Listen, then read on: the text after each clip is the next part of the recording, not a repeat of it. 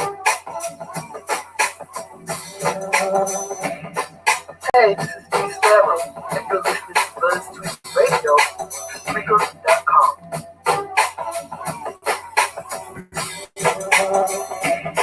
Hey, hey, hey, hey, hey, hey, hey, hey, hey, hey, this is Steve Sparrow. Buzz Tweet Radio. You're listening to Buzz Tweet Radio.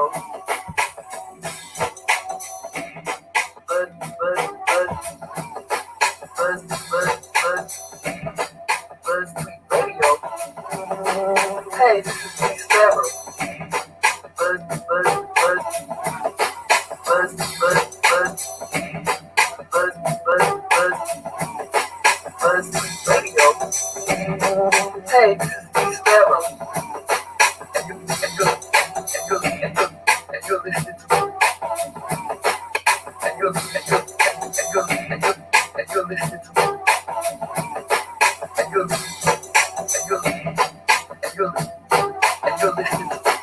Buzz Tweet Radio.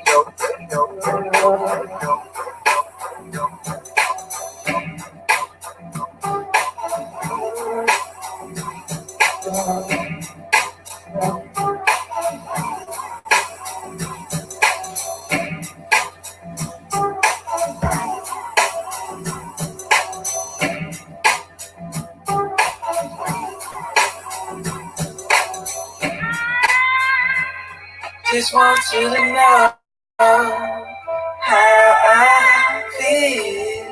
Tell me how you feel, baby. Say it. Yeah. Brothers. For you. That coach.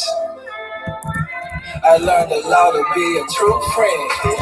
True. Them times of trouble, that's your cute friend. Hey, that's your cute. I swear that's your cute, hey, that's the true thing.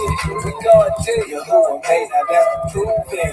That's it, true. Hey, what you doing, man, I'm proving. Hey, what you doing, man, I'm proving. Hey, man, I'm proving. Hey, what you doing, I'm the proving. Hey, that's the and I'm still growing. Yeah, you reach up, you lift up, you prep up, you step up, you hold my roller, my foot down, my scooter, my system, my border. No isms, just truth. The righteous, the cruder, schisms, just proof. It's rhythm from heaven, it's manna, unleavened, my mental, the weapon. The giver, no baby, a servant, confession, a prize, possession. Don't know it, that's questions. Move forward, confessions. I dust off, let's get right. Unstable, don't sit right. Good brother, I'm able. Attach the words like staples. It's torn about it. The kingdom, allotted, the pain is tried it, the wicked, rewind it, this pain, I charge it, the made deposit, this narrow duration, includes protection, your whole almighty, I'm serving, they OT, the extra, shit, I learned, brother, my brother. Shalom, can you hear me? my sister, how you doing? I'm great, my brother. Yeah, I got you. Can you hear me? I can hear you. Let me turn this music down. I'm glad to be above among the living. Amen. Shouts out to the real. Monster Moshe in the house. Sister Rain and Woman in the house. I hope a few more gonna come up. I don't know. Sometimes K Judah don't get on the Sabbath. I know Monshe. What's up, man? I know brother Monshe. Monshe. I can't even talk. Brother Moshe Ben Yahuda had a live this morning. Yeah. I was studying, I was reading K Judah's. I was looking at K Judah today. Had a good breakdown from Aaron the high priest to Melchizedek the high priest. Oh, I saw that too. Yeah, I saw that too. Yeah, I looked at that too. That's real good. Yeah, he broke it down pretty good. Yeah, it's real good. Real good. Yeah. I enjoy it. What's up with you? Huh? Girl. What's up with you? Lord have mercy. I don't know. Tell me about it. Get into it, Moshe. Yeah. What we about to get into? Master, what's up? You know what? I'm gonna talk about. It's gonna all lead back into this political thing, Okay, but because it's also gonna tie in the hood stuff also. And I'm gonna say, let's talk about snitching. The yes, whistleblower was a snitch, and I'm yes. glad. I thought about that when you said it the first time. That was the first thing that came to my mind, the whistleblower. Yeah, the whistleblower was a snitch, and I'm glad. I'm so glad. And we got this code, and it's so crazy. It Right? is really crazy. We got this code on the street or in the hood. Yep. You don't snitch. You don't snitch. You don't tell something. But you know what's so crazy about it? You saying you're gonna let some fools just keep terrorizing, and next time it might be you Exactly. or Exactly. somebody in your family. But you ain't gonna snitch. But when it happened to you, you're gonna want somebody to say something. Yep. For real. Yep. For Pretty real. much. Pretty For much. real. Let wicked continue. Let wicked continue. Don't try to do no good. That's the motto these days. You know what I'm saying? Don't Yep. snitch. Let the corrupt stay corrupt. Don't say nothing. You don't say nothing. If you say something, you ain't loyal or whatever. That's the Right. same thing in this Trump campaign. And if you notice, you remember I sent a tweet out before I saw anything, and I was dropping all those names I was telling you that was implicated. That was the cover up. Say what? I read that article that you sent about Lev Parnez. Yes. Can you hear me? Yes. I read Yes. don't let that man What's testify. up? Welcome, Monster Shades, to the platform. What's up, brother? Shalom, Hey. Monster. What's going on? What's good, man? What's good? I was trying to open up a conversation on snitching.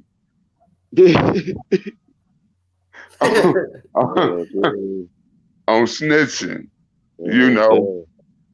and I'm saying how foolish it is sometimes, how foolish it is. And everybody think it's so cool to stand up to let evil stand in your environment. Yeah. You know what I'm saying? I ain't saying nothing.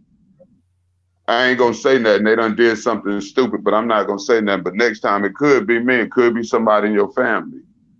Yeah. You know what I'm saying?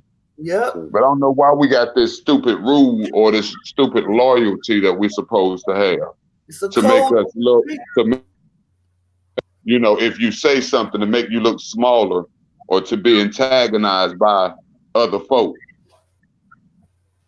Because they don't want to say, because they scared to say something.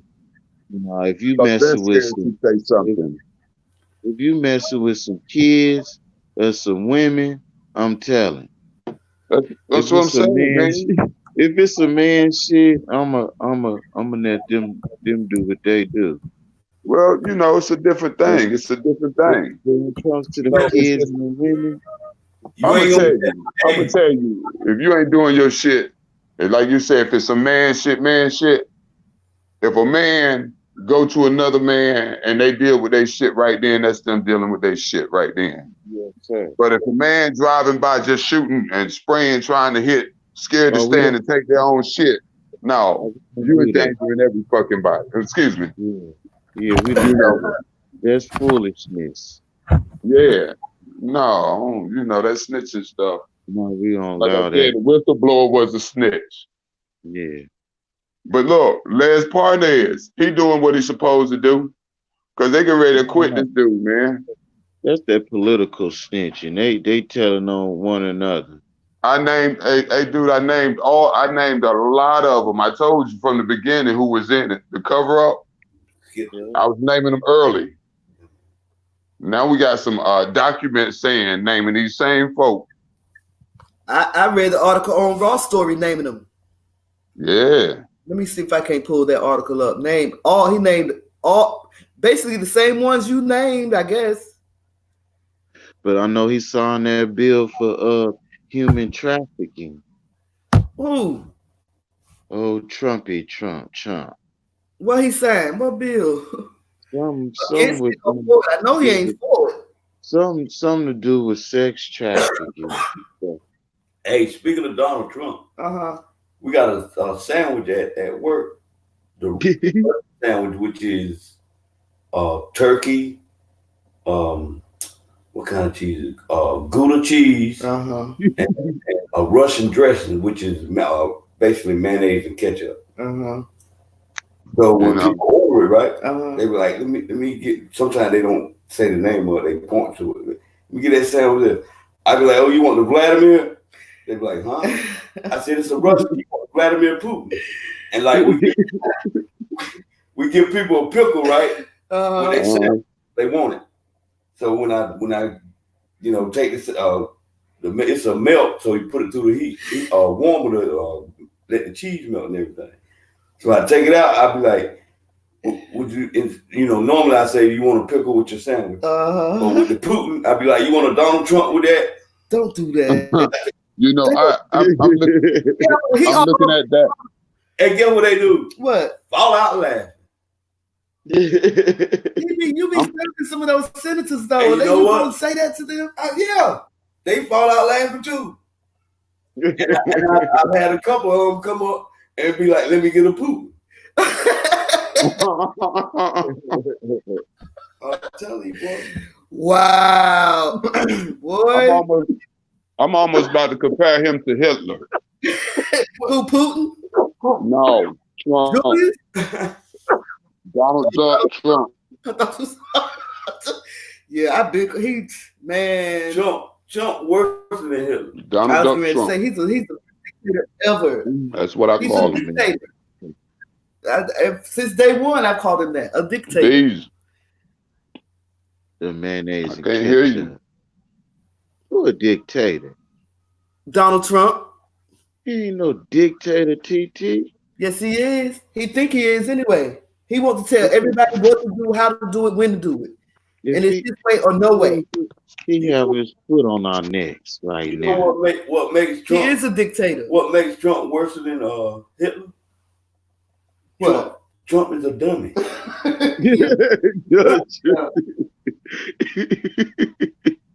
Yeah. See, Hitler was smart. Hitler knew what he wanted to do. Hey, Trump Hitler was a master demon. Right. Yeah. Trump Ain't nobody compared to him. So is it true that Hitler knew who the black Americans really were? That he really knew? Yeah. I heard that he knew that we were the real Jews. He knew what's up. They weren't killing no blacks like that back then. I mean, I heard he said it out of his mouth. I don't know how true that is. I don't know. He wasn't slaughtering no black folks, I don't think. Nope. But he went after them fakes. Yep. He killed a lot of them. Yeah, he was doing a lot of them. He was killing off the white folks. Raining woman laughing at your Putin and Trump sandwiches. Lord have mercy. This man in the capital now. Let me get one of them Putins. Shalom, rating woman. He's back. Yeah, I'm back. I couldn't hear y'all for a minute, so I had to go off. But that vote was 50-49-51 yesterday. And but you know what? It was you know what they was admitting, dude. They was admitting that he did wrong. Okay. But I ain't gonna vote for no witnesses. But vote for witnesses. Grown white folks. So now we're gonna vote to acquit them because it's gonna damage the what is it, the nation so bad if we next election. But you know what? I've been reading and looking at stuff, man. You know, it's a lot of folk. They scared. Them white folks scared. Farmers, everybody in his own party. The Republicans, they started. I'm telling you, these cats scared. White folk. They should be. White folk. Yeah. Yeah, Why they doing this impeachment? They sneaking these people over here from Hong Kong with them diseases. but hold on, Mark. He don't put a ban. He got another ban going on. The folk can't come in here. They can't come in, and most of it's coming from. I think he got like 3 or 4 countries in Africa, and then about in the Asian countries, it might be 4 or 5, and 1 European country. But those, them Asian countries and African countries, those black folk, then you got the wall. Then he got another law saying that he's trying to pass, or he has passed, is I can't think of the name of it. But say you're a foreigner and you come over and you're pregnant and you have a baby over here, and then you go back to the country, so you can't claim you're American citizen. Or that's what he said they've been trying to do. Come in America, have a baby, say they're American citizen, and then go back to where they were. I don't know all the benefits from that, but I know it's some benefits. You understand what I'm saying? Mm-hmm. It's going to benefit somebody. Well, look at the benefit. Yeah, look at the benefit. And probably for the kid, though, to probably benefit that kid, though. Coming from certain countries or whatever, it gives you, because you're an American, it gives you some kind of credibility, some kind of protection, a little bit, because of how we used to be. How we used to be. Because it's changing rapidly right now with Trump in there. And they trying to let him do what he wants to do, saying this cat can't be impeached. It's about to be trouble. That's why I say folk got to vote. Folk got to get his ass up out of office. We gotta vote for us. Yeah, well, that's exactly right. We got to vote for us. And I was reading. I need I was looking at a show last night. NCIS, Los Angeles. Mm-hmm. And that's my show. And it was a scene where little Hetty, the short woman, she had to meet some kind of Russian agent. But where they met at in Los Angeles, it was a Roman. It was the Catholic, like a Catholic outdoor setup, right? But the cameras, when it came in, when I saw it and it came in and showed like the front. I didn't see the full front, but it's like I saw the thing, the shape of half of it, like the serpent. I saw that too. And I'm saying, are all of those Catholic things built like that? Like you're saying, you see the snake? Yeah. You gotta represent.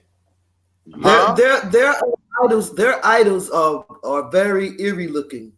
No. This is what I'm saying. I mean, just like the one that was posted, like Moshe Ben had posted that snakehead. You know that site when they was sitting in the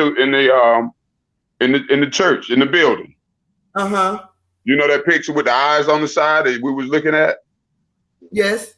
I saw half of that when they took the shot of the camera on the scene. I saw half of that. I'm like, damn. For real, I saw it on this one. Like, I was just thinking it was that one that was just like that. But I'm saying, are all of them like that now? You will see that if you look at it closely. Maybe they were at the Vatican. For real. No, they was in Los Angeles. It was in Los Angeles. They was in Los Angeles. So it was like an outdoor thing.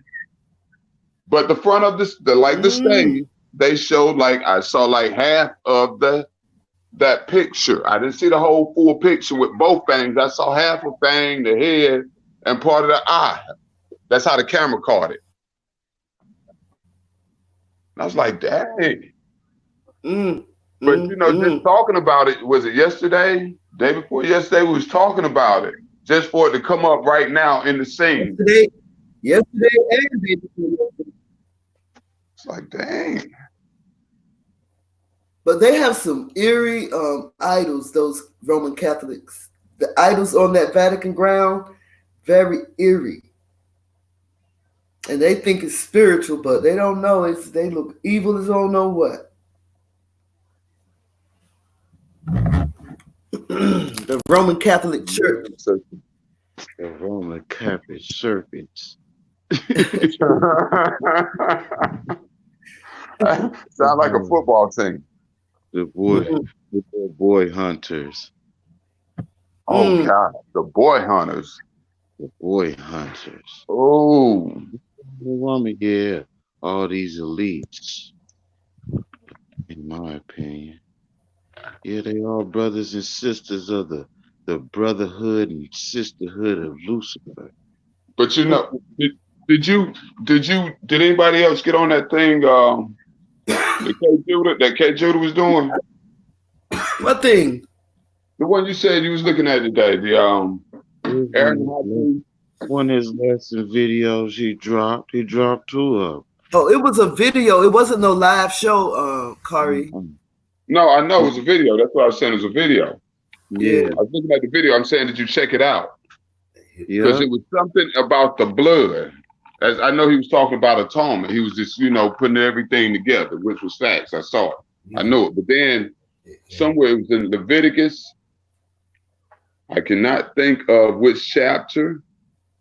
And I know he was talking about, using the blood for the atonements for the sin. But then it went somewhere and it was talking about you eating actual blood of the animal yourself, God turning himself away. And I thought about that. And I said, who do that? Hold on.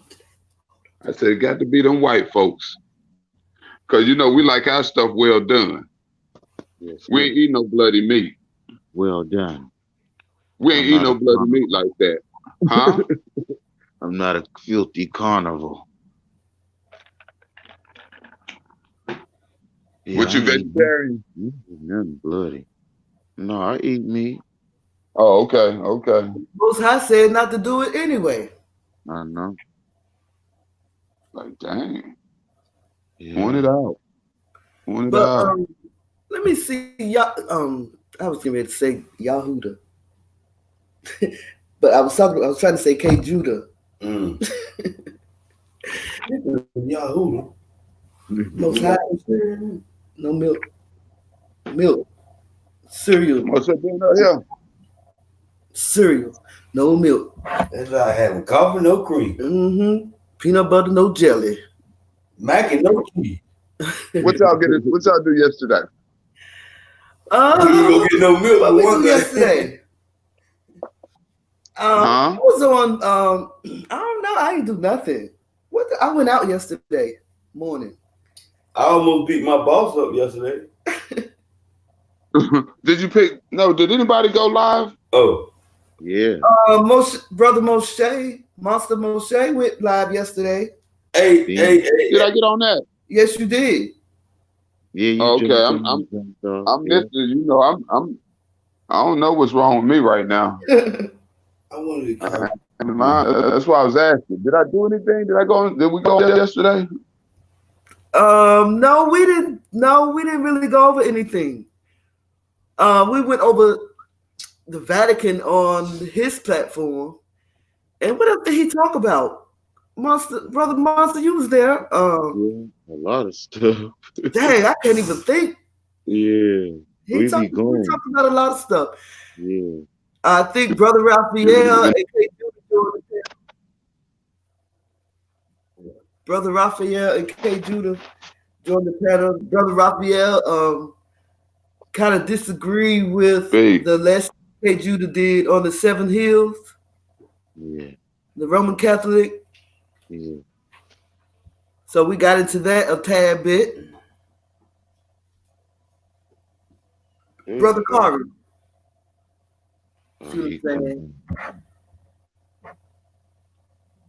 Brother Kari.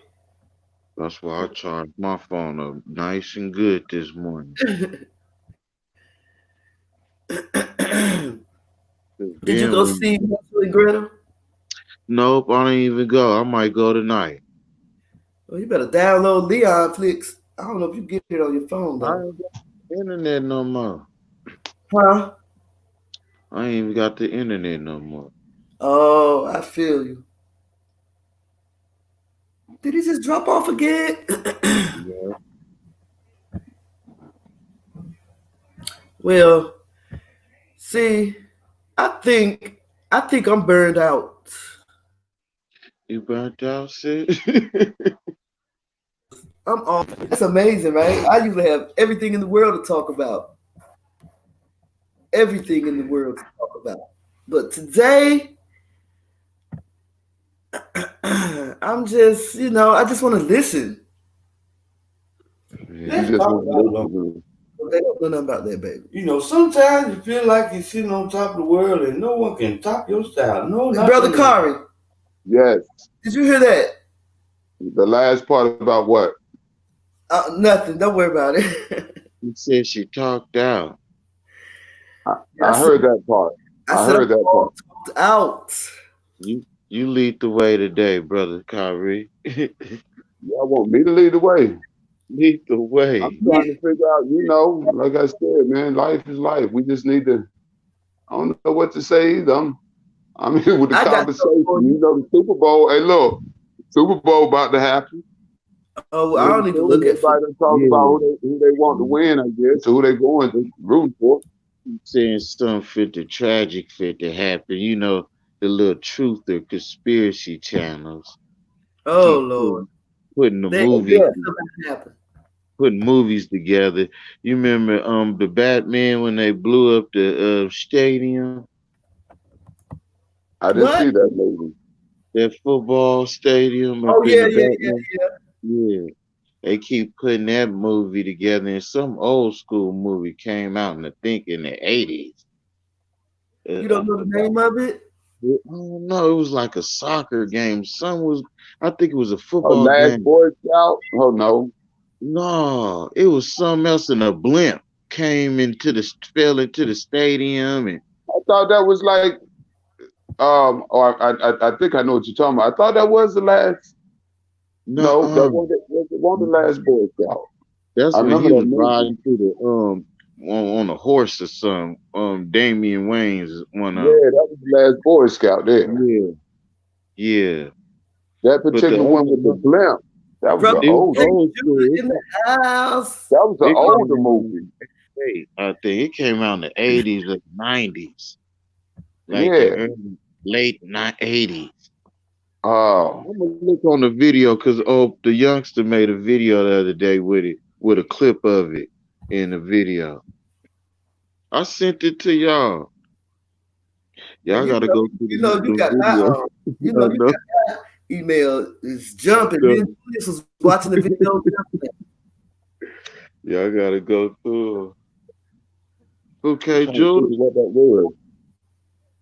Okay, Judah. Okay, Judah came up. Okay, Judah. He in the chat room. And then Brother Kari fell off again. I don't like saying falling off. Me. I don't like saying that. It don't sound right. I'm just gonna say he jumped off. That don't sound right either. What's good to say? I'm curious. They ain't here no more, but that ain't good. He probably jumped. Stepped out. Okay, all right, K. Judah. I know you sent it to me, right? Come on, get on the panel. Talk your talk. Walk your walk. Cool, Judah. Outro. He said he'll do another one. He made me an intro for my videos. I appreciate it too. I can't wait to see it. I know it's hot. So anyway, Brother Kari. Yes, baby. 1 testing 1 2. 1 2. I'm here. 1 2. I want to show you this. I want to show you this quick article right quick. Treasure trove.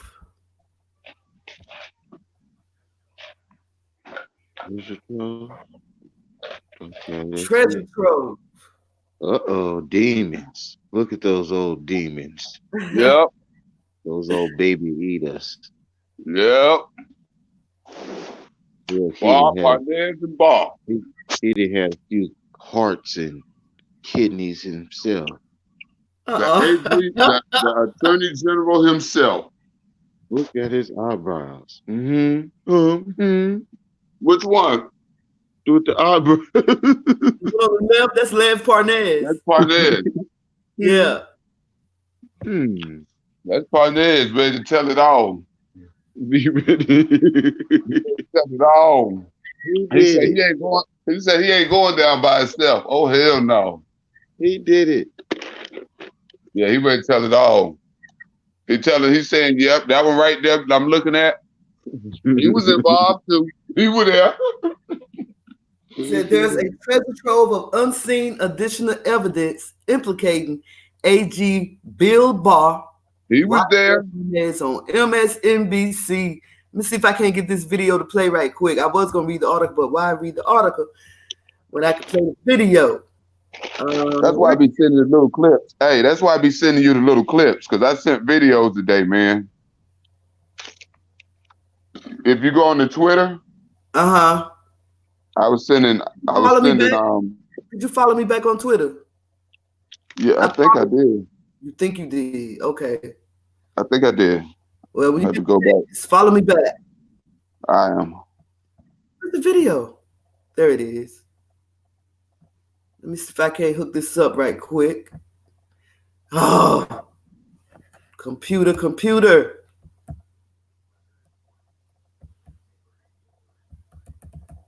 Yeah, I sent one. I sent one where, and they was talking about Trump mental capacity.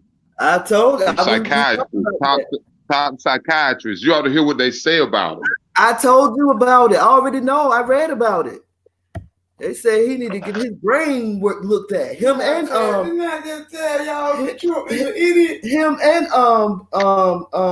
Life. Rudy Giuliani. Hold on. Well, I can't hear. Hold on. I'm gonna try to. I don't know. Y'all know my computer raggedy now. I tried to clean it the other day. I might have to end up reading the daggone article anyway. Dang. Ooh, that's scary. What is?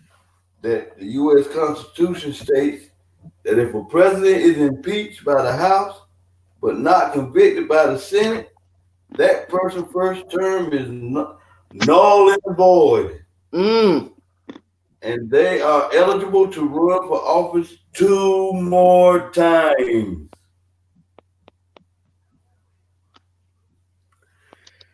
I don't know. Excuse me, y'all. Oh. Thank you. Excuse me. I don't know what's going on, y'all. I can't get the video to play.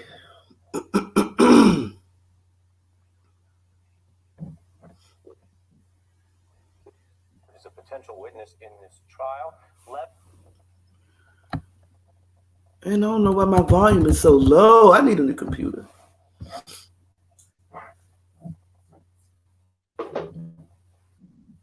Okay, well, forget him. I'm just going to read the article.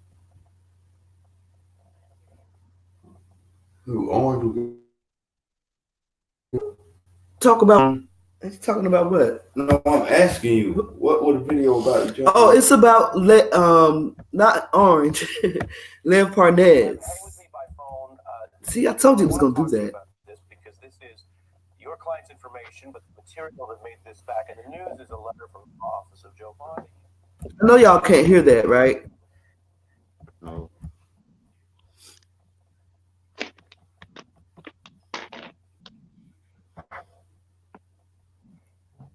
Brother Kari. Huh? So anyway, I'm going to read this article because that thing ain't acting right.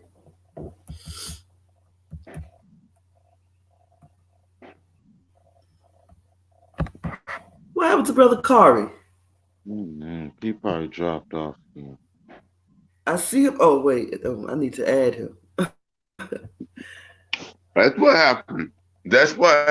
I don't know. You keep what happened? It keeps dropping. So every now and then you gotta look down. Check your monitor because I be coming right back in. You know what I'm saying? All right, K. Okay, K. Okay, K. Yeah, Rick, I'll look out for you. All right, good looking, good looking. I can't get this video to play. So there's a treasure trove of unseen additional evidence. But you know that everybody voted. All of them voted not to have evidence. They made sure. I'm telling you. They were hiding that stuff, boy, ain't lying. It's like you said, too many people would be implicated, and they trying to, implicated, and they trying to, they're just covering it up. Yeah, but check this out. Okay, you know, Giuliani, Rudy Giuliani. No, Thug Life. That's Thug Life. That's the president's personal counsel, right? Yes, yes. So you know he involved in it. Now, the House counsel for the president that defended the president in the trial, he's part of it. He was in the room. As Parnes told it, as Bolton said. So those two collaborating stories right there. That's witnesses that didn't get to say nothing, and they was trying to call them. And they was like, no.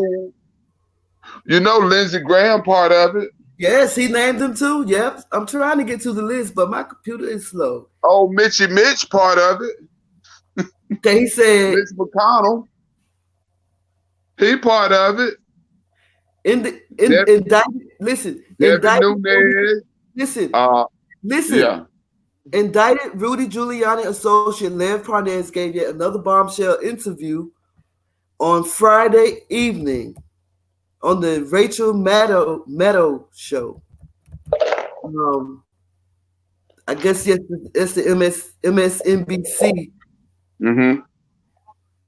So Maddow was out to attend the funeral, so MSNBC chief legal correspondent Ari Melber interviewed Parnas and his attorney Joseph Bondi.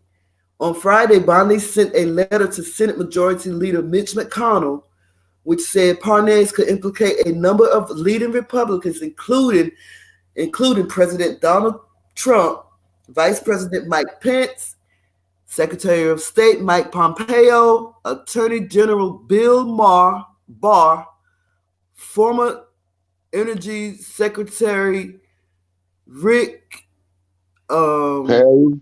I got a name for Rick Perry. Rick, the chosen one, Perry, Senator Lindsey Graham, Representative Devin Nunes, and former New York City Mayor Rudy Thug Life Giuliani. I'm gonna tell you another name put in it. Who that? Republican Jim Jordan. He's one. He's gonna be. His name ain't said yet, but he's gonna be in it also. He will be another one because I'm looking at everyone that's fighting right hard for him. Right. They fighting. I mean, they fighting hard for this cat. So I'm looking at who's fighting right hard for him, and I'm saying, okay, yeah, y'all, you guys in this thing. Yes, you got to be. You are fighting too hard to turn the truth around. And I think somehow it all goes back to Jeffrey Epstein. I'm telling you, I believe that this man know a lot of all this stuff himself. But check this out. This is how the devil do. Yes, Epstein. All of them get involved with Jeffrey Epstein. Listen to me. Okay, I'm gonna tie that one in too. Listen to me. You know, I told you about old Alan Dershowitz, right? You know, he twisted up the Constitution to say that the president, you know, this stuff that he's done is not impeachable. And then under Article 2, you know, he can do certain things, even if he knows it's for his election, he can go to a foreign company or country and get information and all that. This is how the Dershowitz has put it out there to the Senate. But it's a lot of high scholars and lawyers and judicial people that disagree with him, you know, and they're telling something totally different. But now they're playing that up in the Senate. They're going on his word like it's God, because he said it's God, you know, with no other witnesses and nobody else to challenge that except for the House Representatives, which they was opposing anyway. Okay, so now he gets that stirred up. Dude quit him. Dude left. 2 days, Thursday, he won't, after Wednesday, after he stirred up that stuff on Wednesday, or Tuesday when he came in, he stirred it up on Tuesday. He was there Wednesday. After Wednesday, he quit. He went, and they wanted him to stay. He went and left to defend Epstein. He went to defend Epstein. Now, who was this? That's Alan Dershowitz. Oh, Alan Douchebag Dershowitz. Because he was named on Jeffrey Epstein's list. Is he the first one that spoke for Trump defense? Yeah, talking about the Constitution. He the very first one of his lawyers that got up there, right? Yep. That had that long presentation. Yeah.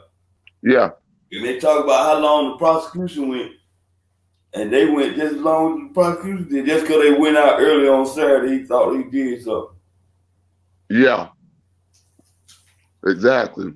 But see, they came, you know, as you saw, they went straight to that president. They put him up there, and this is what they based it off. They played it. The president is unimpeachable. He can do this.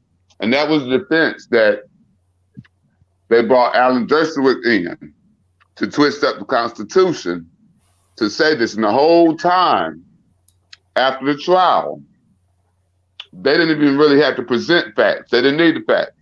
Even if they wanted witnesses, they was playing it as the president can do this because the Constitution said, according to Alan Dershowitz. So they had to kill Epstein. They had to kill Epstein. He knew too much. He knew a lot. I sent you the video of old boy, he resided in Russia. He got all the tapes, all the video. Have you heard of this chick? Hey, hold on. What you say, Brother Moshe? It's an ex-cop from Florida, and he got all the.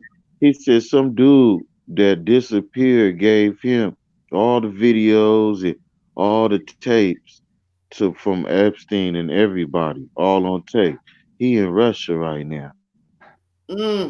I sent you the video, and he said if anybody try to kill him or do anything to him, he got like a kill switch.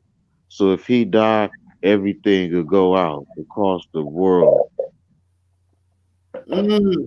All the videos, everything. He said he haven't even watched the videos, and dude was asking, why you haven't watched the video? He said somebody always told me curiosity killed the cat. Every time. Yep. So Brother Kari, listen to this. Parnez said, I cannot wait until more of the book comes out about what Bolton spoke to Barr about. Because Barr knew exactly what Giuliani and we were doing there, he said. And he was asked, do you think there's more to come that would prove that about Bill Barr? And he said, yes, the truth will definitely come out. Scandal all day long. Scandal. Since he's been in office, he's been working on it.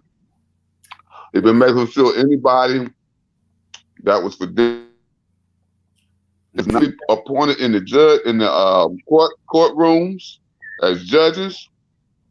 They've been voting against everybody that's Democratic. What is a treasure trove? What is a treasure trove? He said, I think there's a treasure trove. Let's say that's a fact. That's a bunch of riches, right? I guess so, but I gotta look. So now we're talking about an evidence, abundance of evidence, a treasure trove. That's what they're saying. That's what they mean by that. It's a bunch of evidence. It's a treasure. It's a whole bunch of goodness in there to implicate folks.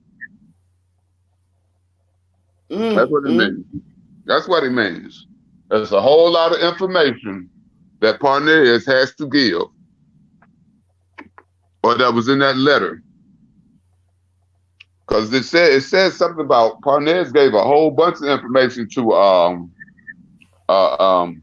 McConnell, telling him what he had and all of this stuff, emails, letters, more videotapes, all of that with the president.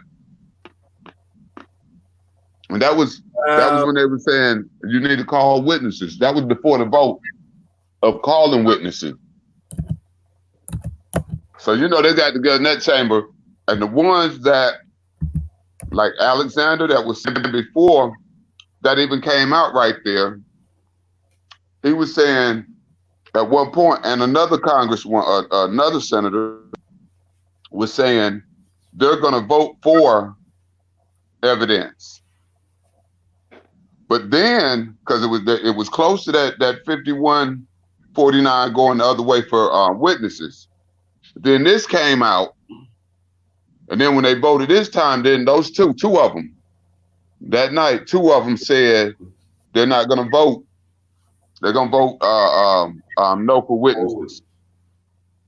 So that already tells me, Mitch told him, it's a lot of folk up here that's going to be going down. And it's best that y'all vote so we don't have witnesses. At least it'll give you a little time to get yourself together or something. Or for us to be able to hide some evidence, to get rid of the evidence or something. It's the try to get rid of some of these people, knock them off, find these videos, something. But we don't need no witnesses to get this out right now. We're buying time. And that's all they've been doing the whole time. They've been buying time. Look, they trying to prolong it so them ones, the few higher ups can get their name out of it. Exactly, that's what I'm saying. Yeah, that's what they're doing. Exactly what I'm saying. It's a certain level they want to get out, and then the rest of them can cancel Christmas. Exactly. I looked at the one, what was it? An ambassador. What was her name? Maria Jovanovic. Mm-hmm. She done resign. Running. Yeah, she done resign from the daggone thing 2 weeks ago. Cause she, like she said, or like I'm thinking, cause she had a good record. And she said, I ain't going out like that. You're not gonna corrupt me like that. You're not gonna, keep me in and mess up my pensions and all that. And I think she had been in for a good 30 years too. In service doing this. No, she said, I got to go. Because she's told her part. She's told her part. She did it was crazy, man. This thing was crazy.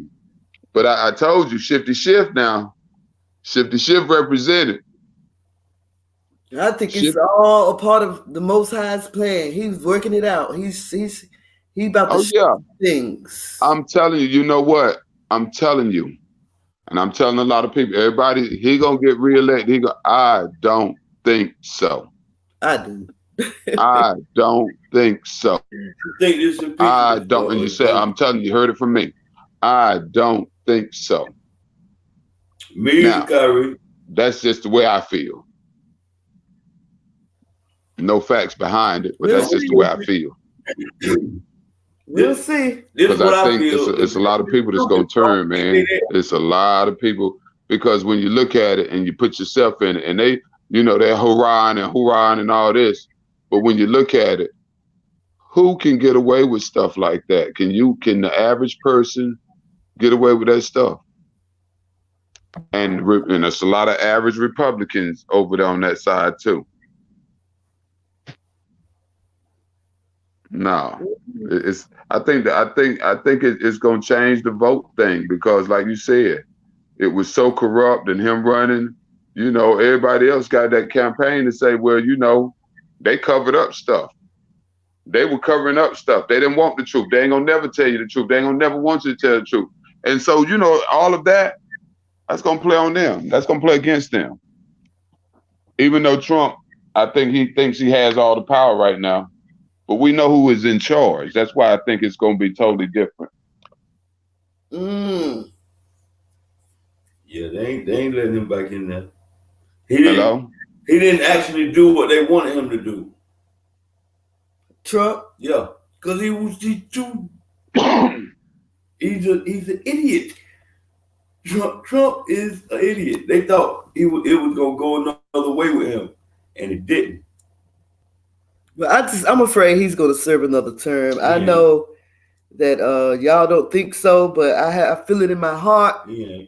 I believe he will, because I think that he's getting away with a lot of stuff. They didn't what's coming out of Trump's mouth. They didn't expect that. They knew how he was. Come on, they had to have known. No, they didn't expect that. They had to have known that he didn't know how to talk, didn't know how to spell, and didn't know how to do all that stuff. They didn't expect it. It was. I told you, it was a lot of people that were surprised because he changed up on them. Right. He changed up on them.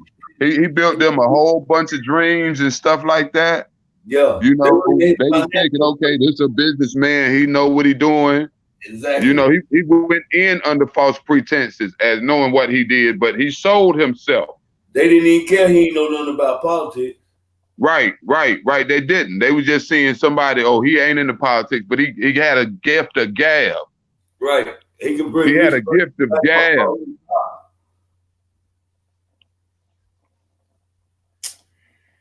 Well, we'll see. We will see. Where is my Bible at? I was sitting here just talking. Judah. Okay, Judah. Is he up here? I don't know. I don't know if he's still in the chat room or not. Oh, okay. Oh. But we will see. I just got that feeling. No, I got that feeling. I don't see him coming back. You don't see him coming back either? Me either. And I don't. It's just like I said, you know, with so many people wanting to see evidence and see the truth. There's a whole bunch of folks wanted to see the truth. It was a whole, and then they blocked it. That's just evidence on every eye. Anybody else's eye, pretty much would say, you know, that's cover up. And the ones that was disagreeing, they knew it was a cover up, but they's trying to support him. So that's why they was like, no, this name never happened. That's not enough evidence. You can't say no. That's why they were doing all that bull. You know what I'm saying? They had to keep trying to make him look good, but they wanted to know the full story too. Now, had he not been impeached, now he would have stood a chance of re-election. Yeah. But with this cover up and with this thing right here, putting him out there like that, yeah, it messed him up. To tarnish his campaign for next election. Facts. Have y'all ever heard of a book called The Paradigm? It's like an ancient blueprint that reveals like events of people from the biblical days and today. Like there's like it says King Ahab in the Bible. King Ahab and Bill Clinton followed the same pattern. But let me look. Let me just play the video. Look. Check this out. Please.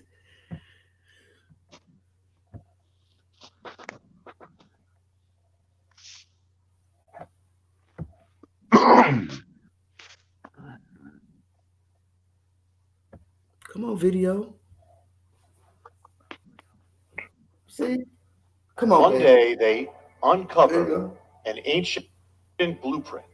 And this blueprint from over 2,500 years ago reveals everything that I didn't do anything. You did. I did not. That is happening now of our time. reveals the events of our lifetime, reveals the people of our lifetime. Imagine, it not only reveals what is to happen, what has happened, what is going to happen, but it gives. See, I ain't do nothing. I wish somebody else could pull it up and play it. What was you gonna say, bro? It's the timing when these things are to happen. In some cases, gives the year. Some cases gives the month of the event. In some cases gives the week, and in some cases the actual date. In some cases, even down to the minutes of when the greatest events of our lifetime have to take place or have taken place. And this goes back over 2,500 years ago from the Bible. That is the paradigm. And not only does it reveal the events of our time, it reveals the people of our time. Imagine if this blueprint would lay out who was going to be on the national stage, the leaders of our time. Imagine that behind each of the leaders of our time, there is an ancient leader, a prototype that the modern leader is following without knowing it. And that this is going to even tell us how long they will have to remain on the national stage. Imagine if it gave us the outcome of elections, presidential elections before they happen. What if we could open this up? I mean, this is so uncanny that if we had known the paradigm, if I had known the paradigm years before, or if you had known, you could have actually put on your calendar, you would have marked the key events of our lifetime down to the date and even the minutes of when it would take place years before the event took place. If we could open this up, what would it tell us? What would it reveal? Would it give us warning about where we are, about where we're going? Would it give us keys that we need to know? That is what the paradigm is. Now, in the reveal one mystery after the other. The next one we're going to look at in part 2 or clip 2 will be that, the mystery of the king. And this will be linked to President Bill Clinton. And it's going to take us all the way to where we are here. Now, of course, I can only touch on things. The paradigm, the book, The Paradigm, is everywhere, online and off. You can get it anywhere. But check out for the next clip, clip 2, which will be the king. Shalom, Brother K. Judah. Welcome to the platform.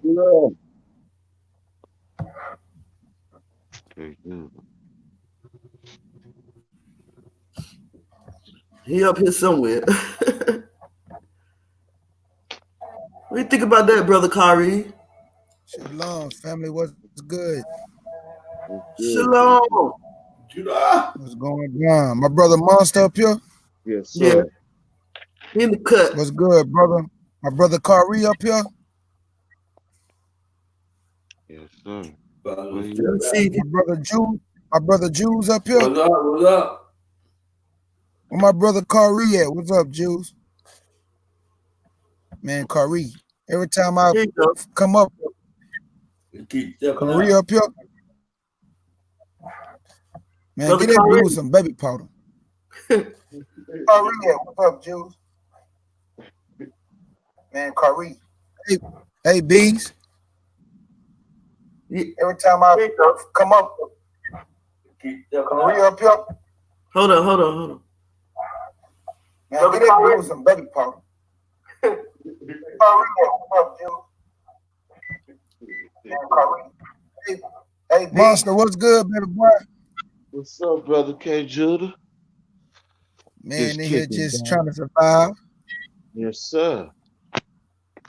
And good down here in this Houston. Yes, what's up, my brother K. Judah? What's happening? What's good? I just came up here to I seen B play that video, man. Get that man some baby powder. I want to play clip 2. Huh?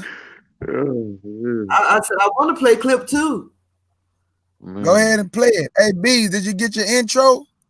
I haven't looked at it yet. You know, I don't want to do too much on this computer at one time.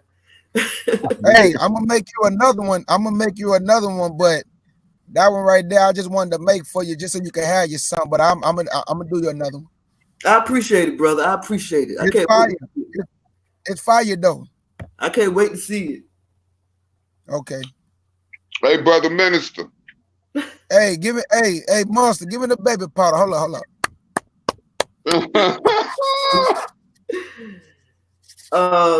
My brother, that's Jonathan Kahn, the rabbi. How you doing, brother Kari? Hey, brother, I'm doing good. Hey, man, I enjoyed your lesson, man. I appreciate it, brother. That great research, way to break it down. Way to break it down. But this dude right here, this rabbi, get that man some baby powder. Why you say that? It's just real simple. It wasn't given to him.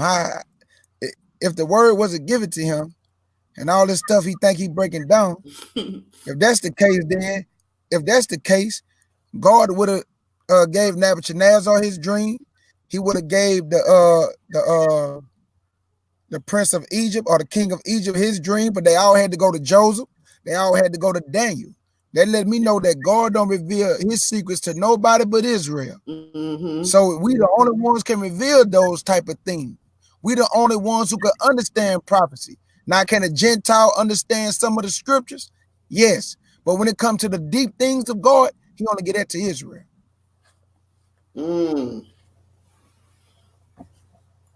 Just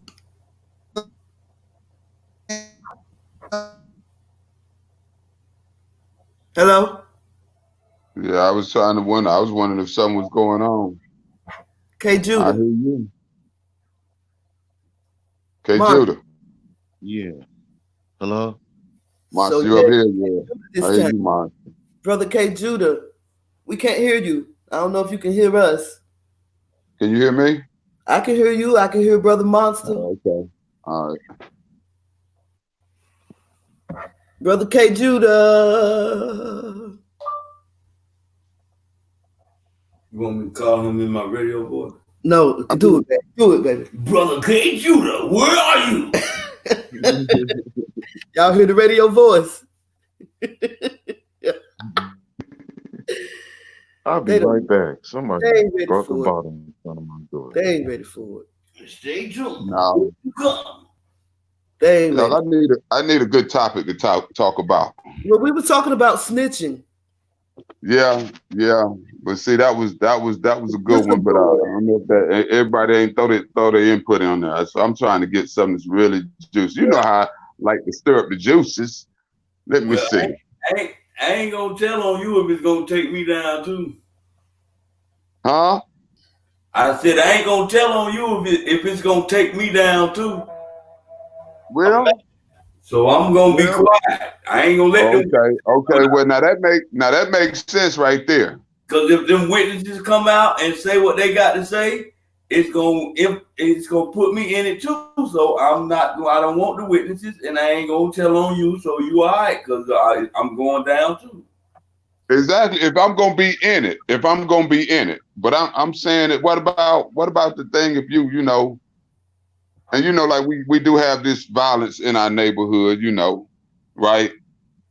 What about for the safety of your neighborhood, your community, your family, your surroundings? I ain't saying you, and I'm not saying you're involved. Once again, if it ain't taking me down, I'm snitching. Oh, okay, all right. That's what I'm saying. You're not saying you personally. You saying right. The people that say that. So I don't know. For me, I think I'll tell it. I if I see something that this is wrong and something happened and I see it, I'm telling it. Now I gotta give Satan a baby powder. Hold up, y'all. Go ahead. He's trying it. Man. What's up? My internet connection kind of started messing with me a little bit. Y'all know how it is when you when you're trying to fellowship, something always trying to happen. Yeah. Yeah. Well, see, and you know, I stand up behind, you know, like you said, if I'm not involved, no, I might not snitch. I ain't gonna say, but I stand up for what's right. I just had that thing. I just got to stand up for what's right, especially for the safety of other people also. I agree, Brother Kari. I agree. You know, I mean, because I think that's what God made us for. To stand up for the righteousness, not the wicked. Why we gotta let wicked go around happening for us to be determined to be validated as cool or down? That's right. It seems like that's ignorant to me. It is. It's very ignorant. Because if you want some peace in your community, you get rid of the ones that ain't keeping peace. True. Instead of letting it stay around. You know, so you know, we got an argument that goes around. Like I said, you just snitches, you snitch, you get stitches. Like, come on. But you one of the ones always complain about the gun shooting going on around there, and you see the people shooting the guns. But then you got a problem with it, but you ain't gonna say nothing about it. That's kind of stupid to me. It's ignorant. It's very ignorant. That's just like you pulling the trigger yourself. Exactly. A lot of our young brothers in the you know, in the places where they live, when they be talking about they ain't gonna snitch, they don't even understand the true definition of snitch.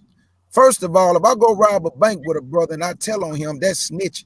That's but snitching. If you murder a woman in front of me and I say, yeah, that brother right there did it, that ain't snitching, because first of all, I'm a civilian. That's right. I'm a civilian. I ain't got nothing to do with the activity you doing. So I'm not snitching. I'm telling the truth and righteousness, because if I don't, God gonna deal with me. That's right. I got to deal with my conscience. My conscience. So I think, you know, that, and a lot of people support that thing though. They even have t-shirts. You got old heads to be saying that. But in fear about their neighborhood though. I know, for real. That's an oxymoron right there. That exactly. Is an oxymoron. That's the truth. But that's the truth though. Yeah. That's the truth. You know, people living, you already, your circumstances, you already know you in a disenfranchised neighborhood. You're already struggling. You know what I'm saying? It's hot around there. They already made the conditions bad for you. That's and right. Most just doing extra stuff to make you uncomfortable already in this prison setting that I'm set into. But I'm gonna continue to let it go on instead of wanting some kind of peace to try to make that situation a little bit better. That's why the Lord called us statish, Brother Kari. When you look up the word statish, it means stupid. The Most High called us stupid. He called us a stupid people. He said that the animal's smarter than us. They know who their maker is. He said an ass smarter than we are. They know who their maker is. But we so smart, we dumb. Right. Thank you. That's why, hey, Brother Kari, that's why the Lord said to do evil, we love that, but to do good, we don't got no understanding. None. Foolish ones. But like you said last time, brother, we just got to reach the ones we can reach, and the ones that, you know, don't want to have nothing to do with trying to help build up their people and walk in unity. We got to just push them to the side, man. Skin color don't mean nothing in these last days. I'm telling you right now. Let me ask you something then. Talk to me. Why? You know, this is something that I have just come to think about, and I kind of got my understanding, and I just want somebody just for conversation. Why are people scared of the Bible? Church. People are scared of the truth. The church. Yep, church. The truth scares people. He not I lying. like that answer right there with the truth. Yeah, that's facts. I ain't even looking at the church. I'm looking at just what you said. The truth. Right. The church is not telling the truth. Well, I understand what you're saying as far as the church. I do understand that. I do. I mean, but I'm just saying, to me, well, okay, you say because of the church. That's what you mean. Because of the church, they're scared of the Bible. Yes. Just put it like this, Brother Kari. if you run into somebody who's coming out the church and you start telling them the things in Revelation, that scare people. That scare people. You start telling them that Christ gonna kill, that scare people. You start telling them that everybody ain't gonna be saved, that it's gonna be a lot of them saying, Lord, Lord, and he gonna say, I never knew you. That scare people. They don't want to hear that. They want to hear what I think. You know what I think? You know what I think scares people? Accountability to God's way. I think the fact of that's a good one too. I think the fact of understanding God to punish, like you say, okay, because I'm ignorant, I don't know, I get less stripes. But because I do know, it's gonna be greater. I think that's part of that thing of being scared because of, and which holds up a lot of people also. And they use this excuse, well, when I get ready, when I stop doing this, when I stop doing that, but you're not ever going to stop it without the help of Yah. Yeah. And that's where it comes in, as it's part of the church fault, because that's what the church tells you. You know? And then the church don't tell you to fear God. So that's why a lot of people won't do what he say. Because when you go to church, they'll tell you that God don't want you to fear him, that God just love everybody, and God won't do you no harm. Right. So they think in their mind, hey, I can do whatever I want, and hey, I'm gonna be forgiven. That's not the case, though. It's not the case. You will be forgiven, but God say he get weary with repentance. You keep doing the same thing over and over, he get tired of that, man. Yeah. And you think about it. Them people that them people that's really into the church, they give a pastor more praise than they do God. Yeah. That's the church. Yeah. And then the tithe, they not telling the truth about the tithe. Well, that's the problem I have with the church, as far as the tithes, person giving 10%, 10%, I'm struggling, 10%, and I understand God look out for you, but then there's some other folk that's in dire needs worse than I am. Right. But I see them coming for help. And I know they say this money is for the upbuilding of the kingdom. That money is supposed to help somebody, I thought, that I'm giving out. That I'm, in the storehouse, in my storehouse, to help show somebody else how good God is. I'm that miracle that God put in place to help you out. And the church does not seem to do that without, if you ain't paid your tithes, or somebody ain't did this, or you ain't a member of this church, right? Or your grandma ain't went here, or it's a application you got to fill out to get some help. Shoot, they ain't gonna help you if you paid your time. But that's what and that's what kind of got me upset, man. And that's sort of why. Let me tell you, that's sort of how me and Julius ended up leaving the church, because of the tithe. Well, not just that, but there was a situation, and K. Judah know this story. I got to tell it. There was a situation where I was studying about the tithe, and I came to realize. But before I do that, listen.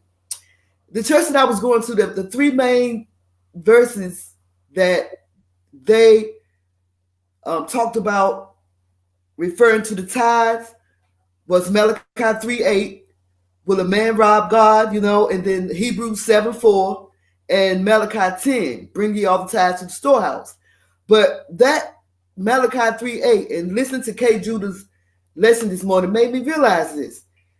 We will always start at verse 8. Will a man rob God? Yet ye have robbed me. But ye say, wherein have we robbed thee? In tithes and offerings. We will always stop right there. And you got to say talents and all that. Let me finish. It had not occurred to me until I listened to K. Judah's lesson this morning to ask the question, what man was they talking about in verse 8? Will a man rob God? I mean, ye have robbed me. No, not that one. No, the one about Abraham. The patient Abraham, even, yeah. even Abraham, the great patriarch of Israel. It says, now consider how great this man was. This verse, we used to quote this one. And it never occurred to me to ask, what man they talking about? Now consider how great this man was. I had no idea who he was talking about, who this verse was talking about. I had no idea that they was talking about King, how you say his name? Melchizedek. I did not know that they were talking about him. And so that's how they get you with these verses. They don't tell you what's above the verse. They don't tell you what's below the verse. You just quote, now consider how great this man was, unto whom even the patriarch Abraham gave a tenth of the spoils. So just because the patriarch Abraham gave a tenth of the spoils, you got to give your tenth of the spoils to the church. You know what I'm saying? They always just give you that one verse. Right. It just never occurred to me that it was King Melchizedek, because I never took the time out to study it myself. And that's another problem with the people in the church. They don't take the time to sit down and study for themselves. And that's one verse that I did not take the time to sit down and study. Yeah, that's why K. Judah always say line upon line, precept on precept. Right. You got to do it. And and like the way with some of the stuff that K. Judah has opened my eyes up to see through the word. Mm-hmm. Every time you do a lesson and I see something totally different, your lesson is what it is, but I always find something in it to say, wow, to put together a lot of stuff that we were talking about and the separation of God's people. You hear me, K. Judah? Oh yeah, I'm listening to you, brother. I'm listening. Like you went somewhere and we was talking about in your lesson, and I shared it with them earlier. We was talking about you saying the blood is the atonement, which is fact. But you was in Leviticus. Okay. And I don't know if it was Leviticus 4 and something. I didn't need to get my Bible. But anyway, it was talking about, at first you were saying, no, it's about the sprinkling of the blood, right? Yes, sir. It was always on the outside. It was always, but then you went to that scripture and it says something about eating blood. Oh, okay. Leviticus chapter 17. Okay, yeah, and that scripture says something about what I said. Say he turns his face away. He said, "Turn his face against them." I'm paraphrasing. Yeah, like, so I started thinking. I said, "Eating blood? Yeah. Who is that?" I said, "That's them white folk." There you go. And turn his face against them too, because who eats blood? Them. It's them white folk. I said, because we like our stuff well done. We don't eat bloody meat. We sure don't. It's not good for us. But I think that's what God allowed us to do or made us that way. Yeah, common sense. For real, yep. And I also don't eat that bloody. Also, people ask me why. Can y'all hear me? Yo, we listening. People always ask me. Bees. I can hear you, KG. Well, every time I turn around. Brother Kari, can you hear me? Every time. You can't hear us. You can't hear us. No, but people always ask, why did Aaron have to sprinkle the blood 7 times? Right. And it's 7 days in a week. Each day that man sins. So, man always sinning, and each day he do sin. So that's why he had to sprinkle the blood 7 times. Somebody, like right now, somebody's sinning.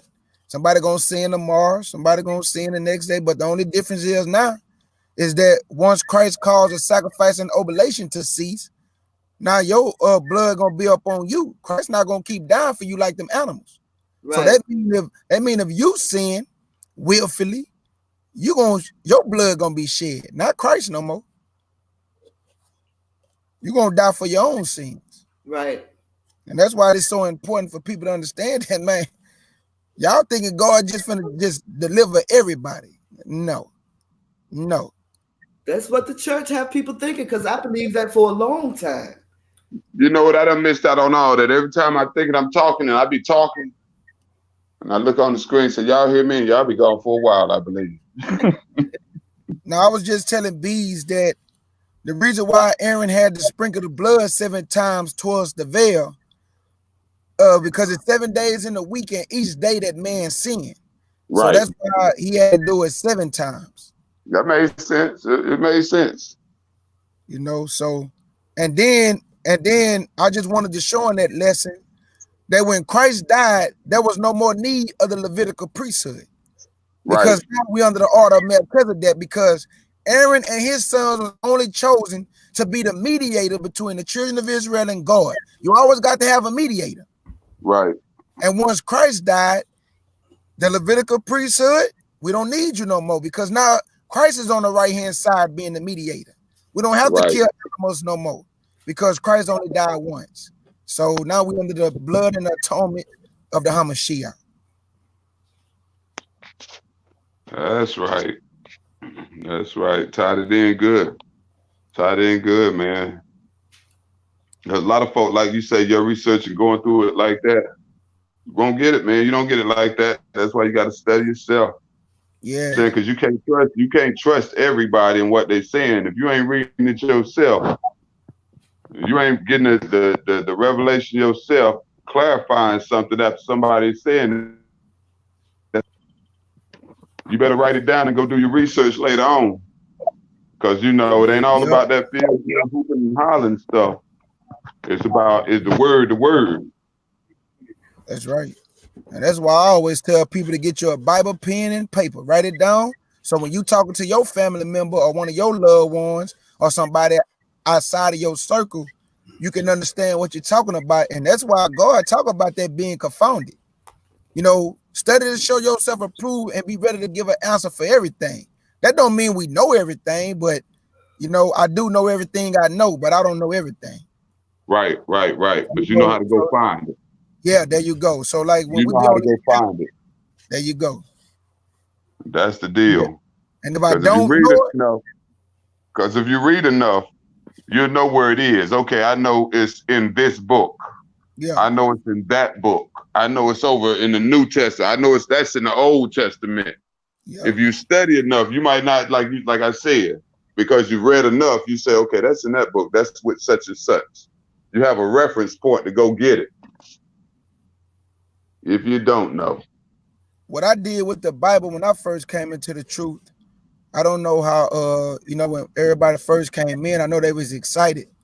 But what I did is I took the Bible and I went 1 chapter a day.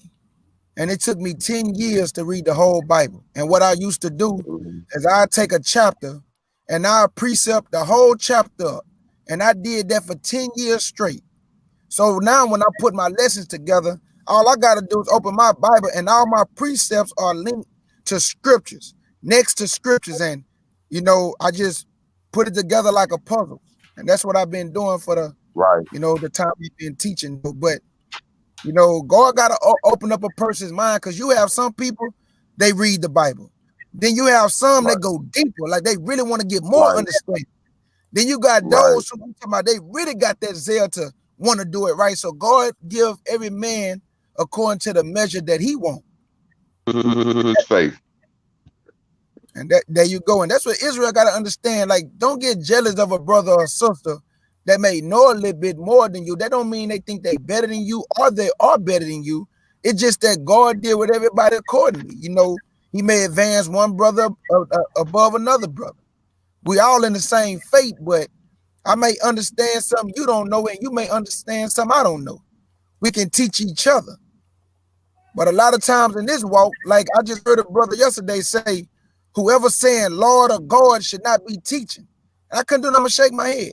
Like, who are you to tell somebody they can't say Jesus, Lord, God? That's foolishness, man. I heard Gino Jennings say, if you was not baptized by how did he say it? You know, most pastors say, how they say it when they dip you? In the name of the Father, the Son, and the Holy Ghost. He said if you weren't baptized under the name of Jesus Christ, you should be rebaptized. Yeah, because the name of the Father is a title. Name of the Son ain't nothing but the title. So you got to be baptized because if Christ came in the Father's name, and somebody say, I get baptized in the name of Jesus, then you got to say that 3 times. Now somebody may say, why 3 times? Because if Christ came in his Father's name, Jesus, and his name, Jesus, and the one who come in the name of Jesus, which is the Holy Ghost, Jesus.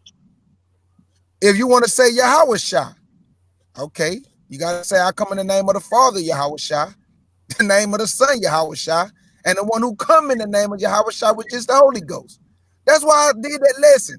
Don't get caught up on names. Whatever name you choose to use that name and get baptized in that name. Instead of fighting your brothers and sisters over the name Jesus, Yahweh Shah, Yahweh, I am that I am. Like, man, y'all got to cut this mess out. Exactly. Because he is who he is. He is who he is because it said they got a different whole bunch of names. Because he will be called the Prince of Peace. You know, Alpha and Omega. He will be called all of these things. So he got plenty of names. It doesn't matter. Plenty of names. So I don't understand why people getting mad. I mean, I don't hear nobody saying, I am that I am. You ain't kicking against that. But when somebody say Jesus, first thing y'all run to, man, you don't supposed to be saying the name Jesus. Says who, man? Is the Lord gonna kill me for saying that name? Absolutely not. If I'm walking in righteousness, man, and trying to unify with my people and have the right spirit, why should God kill me for a name? Exactly. Exactly. Well, he knows. He knows. Well, another question. Yeah, I'm gonna throw one out there. It's for the folk that's out there looking for things. How long y'all think before 2 people should get married? That's not a fact. It's an opinion. I'm just saying, trying to figure out that. How long y'all think it'll take for people to get to know each other, whatever, before, they get married? Be honest with you. I always say at least about 5-6 years, man, when you can really just know somebody within that time frame. All this 1 year and 6 months, no, man. No. I agree because you really. I didn't get married to my wife until like 5-6 years later. And the reason why, because I was young, number one, and I wasn't ready for marriage, but I knew my wife was for me, man, because that woman, ain't no woman gonna be helping no man who trying to get on his feet at a young age, unless she really a solid woman. You know what I'm saying? So a lot of women who are willing to help a man, and then when he get on his feet, he'll do anything for that woman, boy. Yeah. So that's what my wife was. Like, my wife was down for me when I was struggling, man, just 22 years old, lost, no directions, no father figure, just lost in the world, man, and didn't know where I was going. But my wife was right there with me the whole time. And I said, man, I'm gonna marry her. And boy, when she told me she was pregnant, I most definitely said, oh yeah, I'm marrying her, because I always told myself, whoever I have babies by, that's who I'm gonna marry. Right. That's what, yep. Fact. And my wife, she got pregnant with my son, and hey, we got married. Got married after that. Well, I mean, what about that chemistry? I mean, say, I'm just throwing stuff out there. I got you. Because a lot of people be wanting to know these questions, and so I throw questions out there. A lot of people ask. As far as that time frame, so some people got that chemistry, or that what it is. You just know that's your soulmate. Mm-hmm. And a lot of people say that's my soulmate, but I mean, I'm trying to figure out how they base that totally. That is true. That's a good question, because yeah, go ahead. No, I was just gonna say, by it not coming with no manual, right? You know what I'm saying? So I just know my wife for me, because this woman was willing to, I mean, man, just bend over backwards for me, man. When I ain't have nowhere to go, when my mama put me out, I had all my clothes in the trunk, man. And my wife said, man, look, bring all your stuff over here and you can stay here. You can get on your feet. Okay, but listen, is a soulmate supposed to, I mean, most people, I don't know if it's the fantasy, a soulmate, you don't supposed to have no problems. You don't supposed to go through anything, you know, because, you know, in our relationships, you got hard bumps and grinds, ups and downs. That's right. That's right. Right. So the soulmate is in the struggle, I believe. Man, tell me about it. That's true. I think the soulmate is in the struggle because it ain't perfect. I mean, everything, and a lot of people, because it ain't perfect, because it's not perfect, you ain't for me. I can't stand people who try to act perfect. Like I want people to know that I have flaws. I want people to know that it ain't all peaches and cream. That's reality, man. But I think that's why people think soulmates are. Yeah, you're right. Today, though. Like in today's time, I think that's what people think soulmates are, based off of some type of perfect thing. Yeah, that is true, man. There's perfect compatibility, just perfect. 5 years is the limit to me. Yep, 5 years. But what Brother Curry's saying is true, because you hear a lot of people when they say this is my soulmate, man, they just be acting like they like they don't go through nothing. Man, stop it, man. Stop it. Look, the reason I say 5. What is 5 to do what? 5 to marry? Right. Okay. A reason I say 5. A year for you to learn her, a year for her to learn you, and 3 years for y'all to learn being together. Okay. That's good. That's good. And that's a good rule, right? I think I like that one. I like that. What about sex? Well, that's part of learning. So are you withholding the sex for 5 years?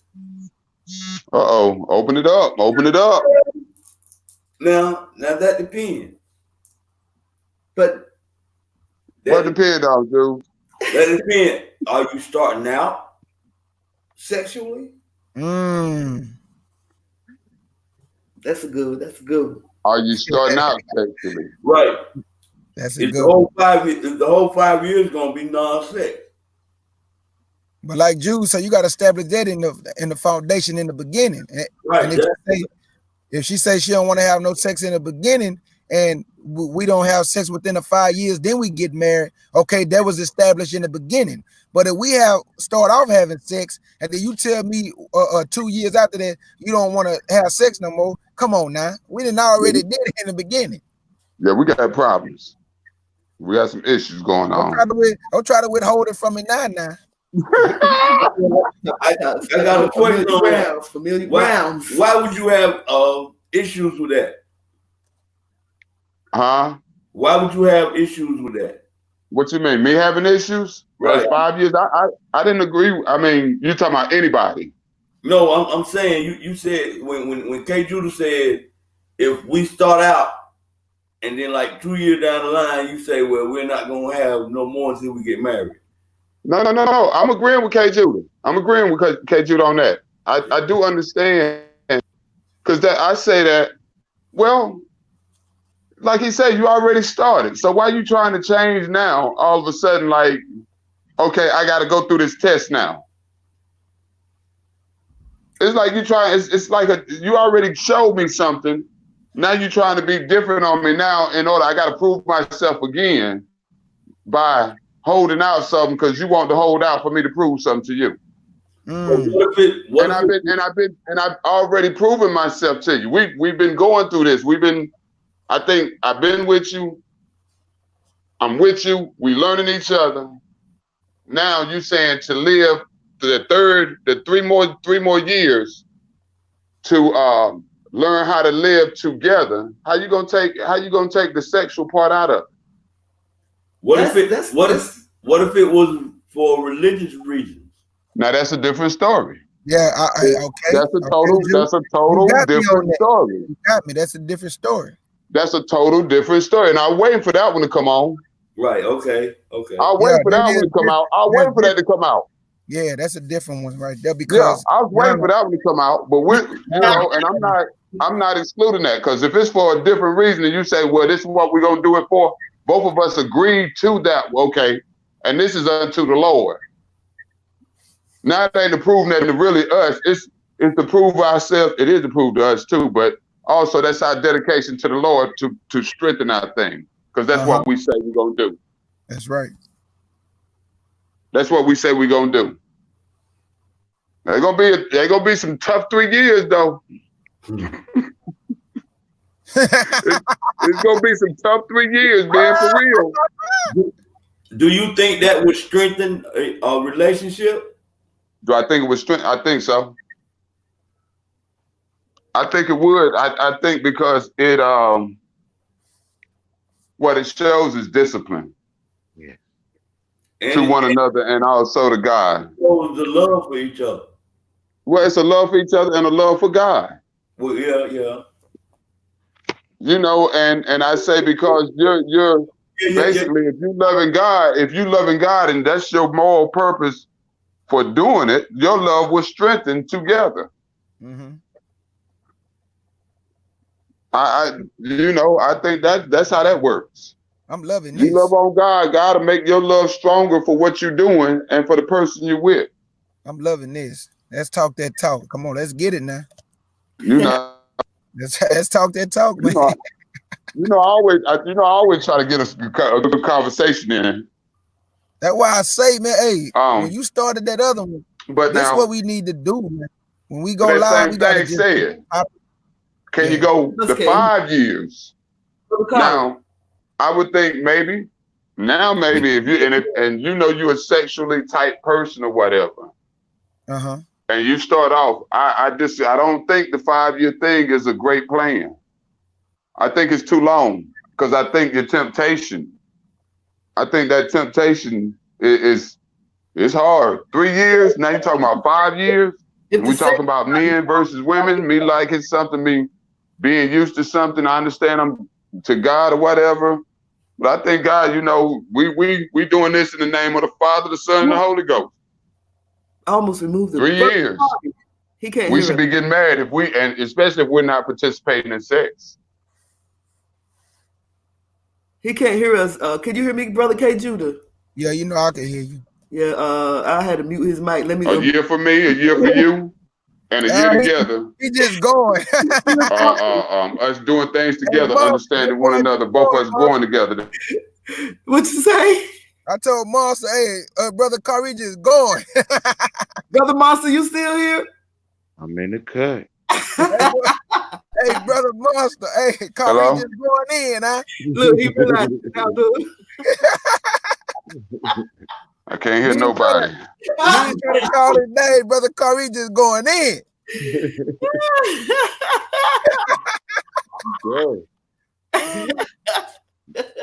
You gotta love it, man. That was funny.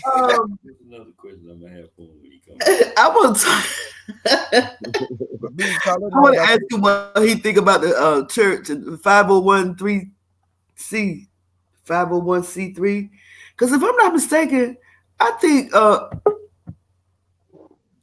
Brother Kari. Yeah, I'm sorry, I keep fading out. Wasn't you a leader in the church once? Yep. What was your position in the church? I was an elder. An elder. Yep. So me and Julius, right? We were deacons in the church. But shortly after we became deacons, we left the church.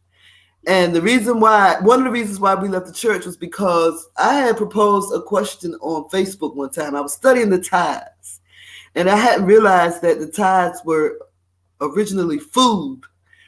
And so I proposed cattle, food, yeah. Vegetables and cattle, livestock. So anything, any of your earnings. Hold on. So I proposed a question on Facebook. When did the tithes become money instead of food? So the guy who was my pastor at the time, he came up. He was like, "Deacons, you should know this. We quote the verses every Sunday. Those same 3 verses that I went over before." Well, he said, "You should know this. We quote the verses."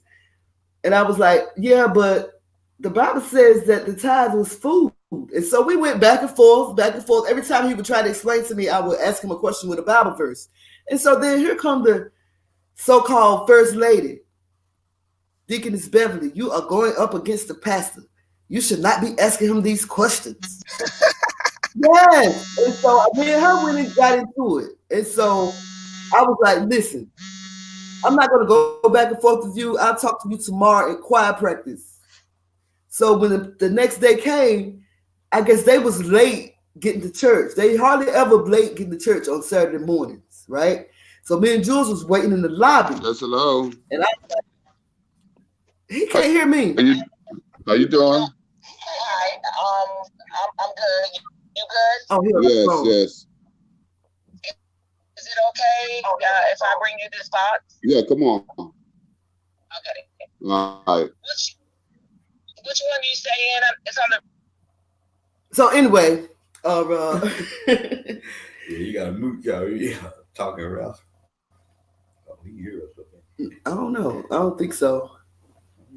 Anyway, Brother Monster, because you don't know the story. K. Judah know it. So, where was I? She said I was going up against the pastor. We were sitting in the lobby waiting for them to get to the church that Saturday morning. And when I'm sitting there and I'm like, why am I sitting here? Why am I sitting here? So I left and I never looked back. Yeah. Hello, Brother Kari. But you know, if you can't, yeah, I'm here. Can you hear me? Yeah, go ahead. Can you hear me? Yes. I'm like, I thought that's what you were supposed to do to your leader. Ask your leader questions that you didn't know. Yes. Ask him stuff that you would, so he can help you research or whatever. So I didn't song with asking. The only reason I would be offended if I didn't know. If I couldn't answer. If I didn't want to go do the research. So see, that's the whole thing. If I don't know with research.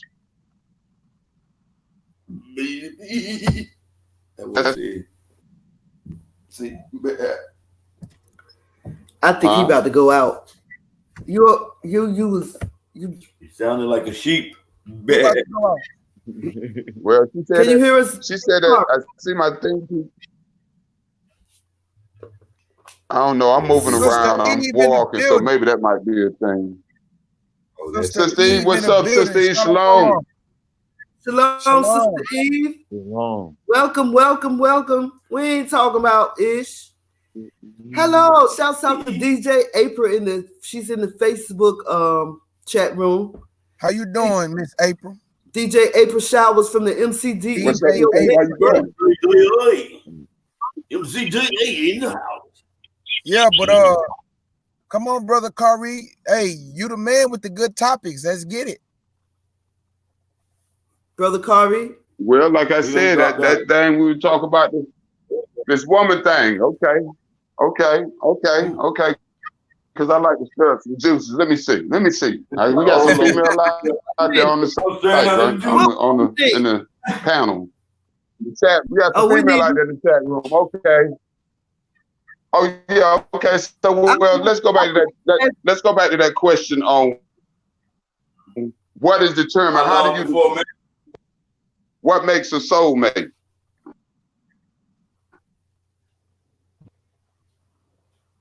What makes a soulmate? Say what, Jules? No, he went to the restroom. I have no. Hey, I'm gonna be real with you, Brother Kari. Yeah. What? The same way. With soulmate. I don't. I'm being honest. I'm just, hey, you know what I do, Brother Kari? As I continue to live day by day, I just continue to grow. I don't even know what a good father is because nobody never showed me what it is. So what I do, I just try to do the best I can. So when people say, oh, you such a good father, I say, based on what? Right. Based on me going to work and feed my kids, I'm supposed to do that. Right. So I don't know what a good father is. So what I do, I just do what my father never done. And I'm just doing the best I can. I don't know. Hold on. Can I answer you, my brother? Wait a minute. Brother. Yeah, go ahead. Can I answer you based on what? You say, yes, sir. You say the question. They say you a good father. Good God Almighty! Thank you, Holy Ghost.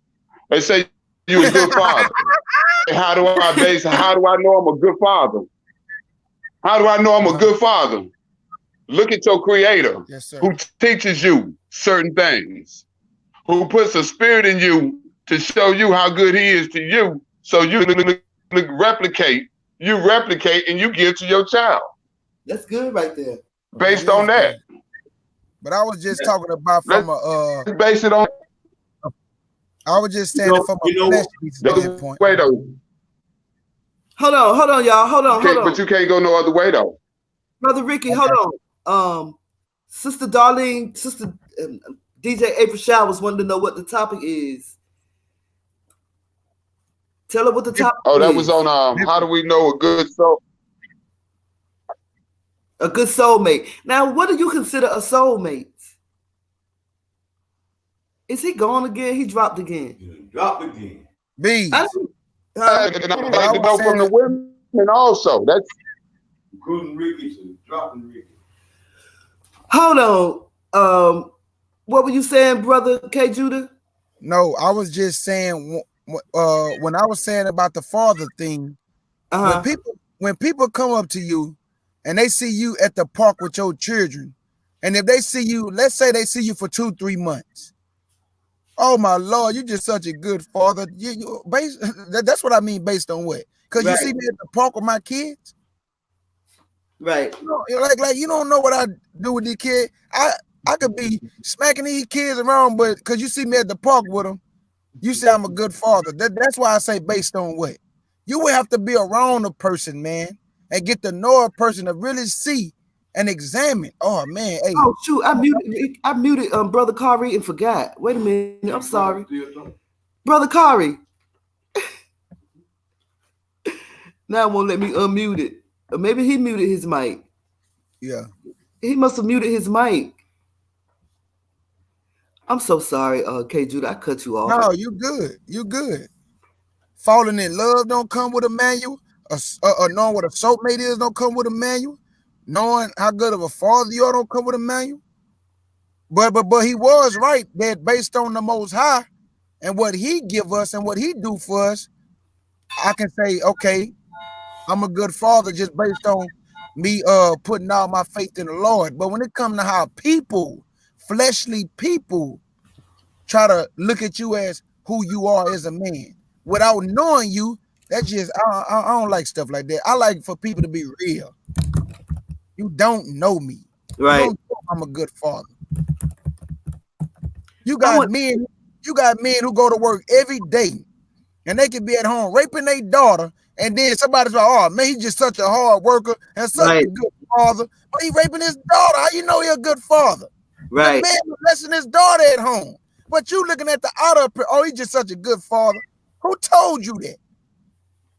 Right. I mean, my opinion might not count because I don't have no children. But what I think a way to be a good father is you look at that child and think about how you would want to be treated.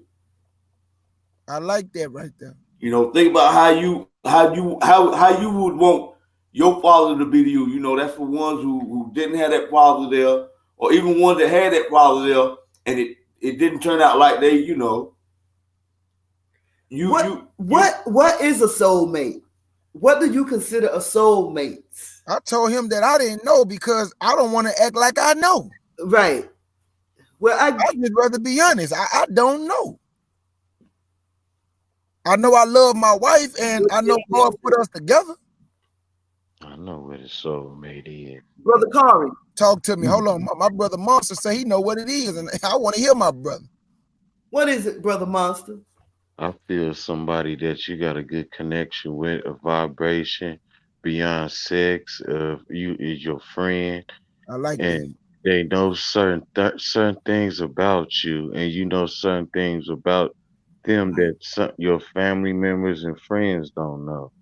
I don't know the energy, because I know I got a soulmate out there. She out there, but you know, it's just everything all in one.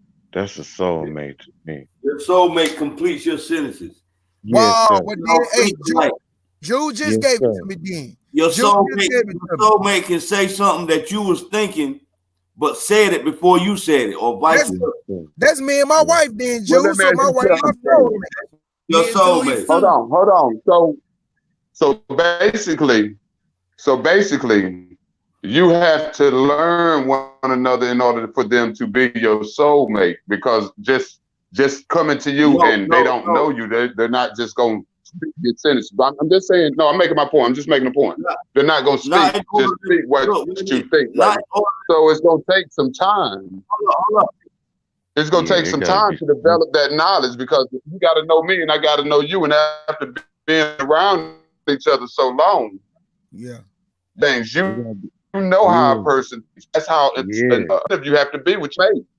You have to really, just like you have to study them.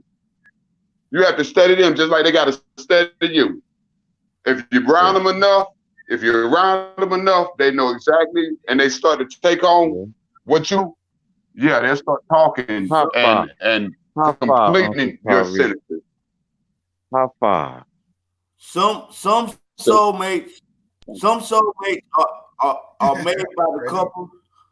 Some are meant to be. Yeah. See, you're right. And I say within the 5 years, the first 2 years, when you're learning her and she's learning you, that lets you see whether y'all are automatic soulmates or do y'all have to work on becoming soulmates. And that in the next 2 years. Yeah, then y'all gotta go through something. I agree with that one. The last 3 years that's what is makes proof that you're soulmate. You guys are learning each other. You understand, and you know, even through the ups and downs. I'm getting muted again. Can you guys hear me? We got you. Yeah, I can hear you. Good God Almighty, boy. Can you hear me? Yes. He can't hear us. He can't hear us. I feel, you know, I know my wife, my soulmate, because after 16 plus years, I still feel the same way about her when I did in the beginning. See, I still get excited when I come home. I'm still get bubble guts. Y'all laugh. Hold on, let me not say bubble guts. I'll just say bubblies. Yeah, that's your best friend and your wife, right? Bubble guts. Yeah, man. This is my partner, my best friend. And guess what? Me and my wife been together so long that I talk to her just like she my partner, man. That's a soulmate, K. Judah, right there, my brother. Yeah. That is your partner. I crack jokes on her. She crack jokes on me. See? Like I said, we talk to each other crazy, and I'm not talking about like crazy. You know, I'm like just joking. Yeah, I know, bro. And y'all know what? With me and B, like we grew up in the same hometown. We was never boyfriend or girlfriend back in the day, but I knew back then that this was my soulmate because I always said I'm gonna marry that girl one day. Not knowing whether it was true or not, but I always said it. So that's why I know now for a fact when we hooked up again, which was in 2009. Yeah, 2009. I knew right then that was okay. That's I got history too. This is my time to prove my soulmate in. Granted, now we took another 4 years before we got married again, but that was because we had to learn each other. I got you. Not even learn each other all over again. Because back in the day we were good friends, but it was never a relationship. So we had to learn each other being in a relationship. I got you. And have you ever been in love before Bees? Yeah, I've been married before Bees. Oh, okay, got you. And now more than one, but each of them has something that she has You understand what I'm saying? I got you. In them, I was seeing her. In each of them. I don't know if that's y'all understand what I'm saying though. I don't know. Go on now. Go. B say no. I don't know about all that. Go on now. No. Making me laugh, B. Well, the reason why I asked Jude, because I never been in love before my wife. Because I didn't know what no love was at no 21 and 22. I didn't know what love was. You know what I'm saying? So I never been in love before, but once I got with my wife and we started really building with one another and going through the struggles and, you know, just being young, and as we've been together after these 16 years, I finally truly know what love is. Because like my brother Monster said, it go past sex. Because one day you're going to get old and wrinkled, man. There's going to have to be something else beside that you can still wake up and look at her every day. When you grow old with, that's a soul. For real. But I'm gonna ask the Lord. I'm gonna ask the Lord to let me be like Abraham do. Learn how to play some Far together. Learn how to play some together. I'm gonna ask the Lord to let me be 99 and 100 and, you know, still be able to do my thing. Come on, Lord, because I know you got the power to do it. Let me make it, Lord. Oh my goodness, that's funny. Brother Corey. Yeah, for real. Eve say a soulmate is like a piece to a missing puzzle. So I keep telling my soulmate, you the missing piece and puzzle. You got a place in my heart, baby. She be, oh my God. Man, you like family, your family, my friend. Yeah, for real though. It's true. Brother Corey. Boy, I tell you, technology. Eve say you just kind of just know when you find your soulmate.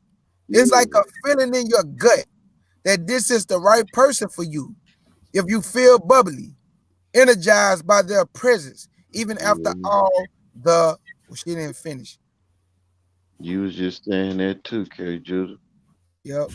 It's like getting them bubbles, but not the, you guys, can you hear me? Not the, yes, sir. We can hear you, Brother Kari. You get that chill through your chakra. I'm telling you, man. Look, I'm telling y'all. When I'm around my wife, man, like when I'm getting off of work, I'm rushing home to get to my family, man. Yeah. You know how some men, they don't want to go home. You know, they'll go other place. Yeah. I'm rushing home, man. I want to see my wife, my kids. I want to enjoy the time with them. You know, it just, I thank the Most High, man, because the Bible say God give a good man for a good woman and a good woman to a good man. So, you know, I just thank him for putting my wife in my life, and I found somebody I can build with and be able to teach my kids, you know, laws, statutes, and commandments. Me and my wife on the same frequency when it comes to the Bible. So it's a beautiful feeling. Amen. Brother Kari, you there? Man, what's up with Brother Kari? You having some hard times today with that phone. Somebody just don't want you to get your words in, brother. Oh my goodness. I was studying about the 501c3 again last night, boy. I'm telling you, it has a list of things that according to the IRS, when a Christian church, ministry, or organization becomes fully 501c3 compliant, it may not do the following things, okay? It cannot expose any conspiracies. It cannot criticize the New World Order. Wow. What? Because it's part of it. It cannot say or publish anything negative about any politician, Republican or Democrat. Come on, man. It cannot criticize any government agencies or bureaus such as the IRS, the FBI, BATF, CIA, EPA, DEA, OSHA, DOJ, etc. All them alphabets. All them alphabets. One of the LGBT community. Oh, them either. They gonna add that. It cannot criticize an institution of government such as the White House, the Congress, the Federal Reserve Board, even though this is a private corporation. Or they cannot criticize the Supreme Court. And now, for those of you who don't know what the 501c3 is, let me just tell you, it's it was started by Lyndon B. Johnson to keep the church. Let me see what. Let me. It was started by then Senator Lyndon B. Johnson. It's okay. The 501c3 tax exempt code started back in 1894, but since 1954, most, if not all, religious organizations filed for this status. A senator, Lyndon B. Johnson, wanted to silence the influence of the churches. He wanted to silence the influence that the churches were having on the public, so he created the 501c3 code. This code allows all church organizations to be 100% exempt from federal income property taxes, receive other favorable treatments under the tax law, and was presented to the churches as a favor or a bribe. To keep their mouth shut. To keep their mouth shut. But it came with a very hefty price. This headline says, if your church is a 501c3 church, this means that your church places the government over God. Yahuwah. So in other words, if you sign up for that, you ain't got to pay federal taxes, but at the same time, we don't want you to tell the truth. Pretty much. Man. If that ain't a document from Satan, I don't know what is. It says the 501, you have to be compliant. You cannot encourage citizens to call or write their congressman, senator, governor, mayor, or other public officials. Wow. This is the church.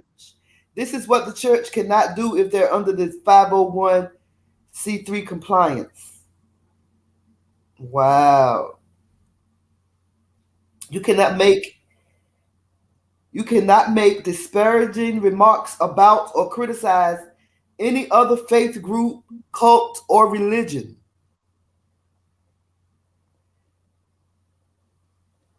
You cannot expose or criticize the New Age movement, whatever that is. You cannot support or encourage a law-abiding citizen's militia, even though this is constitutional.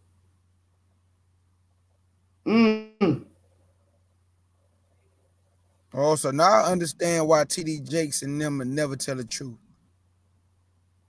You cannot discourage women from getting an abortion or endorse the pro-life movement. You cannot support or encourage the Second Amendment, the right for people to bear arms, to keep and bear arms. You cannot identify homosexuality as a sin and an abomination to God. You heard that, K. Judah? I heard it. That's sad, man. You cannot express an opinion on any subject or issue. Wow. Do you think that T.D. Jakes and people like the Creflos and Leroy Thompson, they know that they'll never start telling the truth because of the money, so they probably don't even care about where they go when they die then.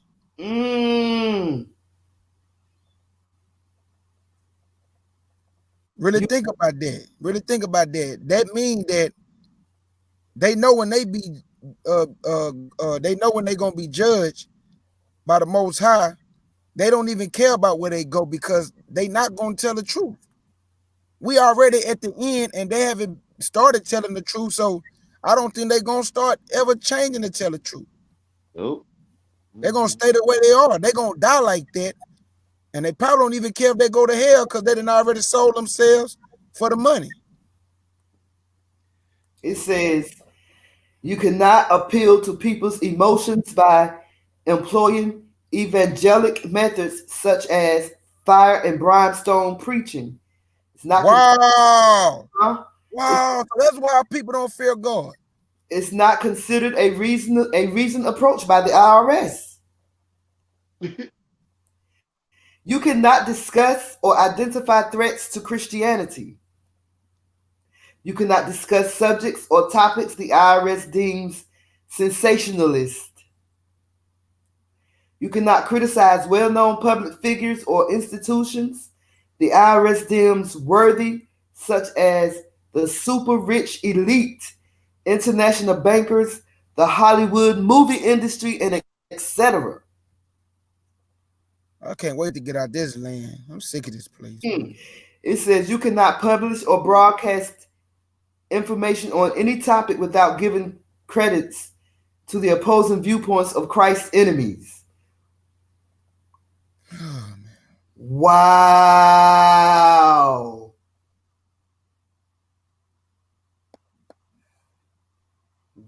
Oh my goodness. It says you cannot criticize the Pope or the Vatican or contrast the New Catholic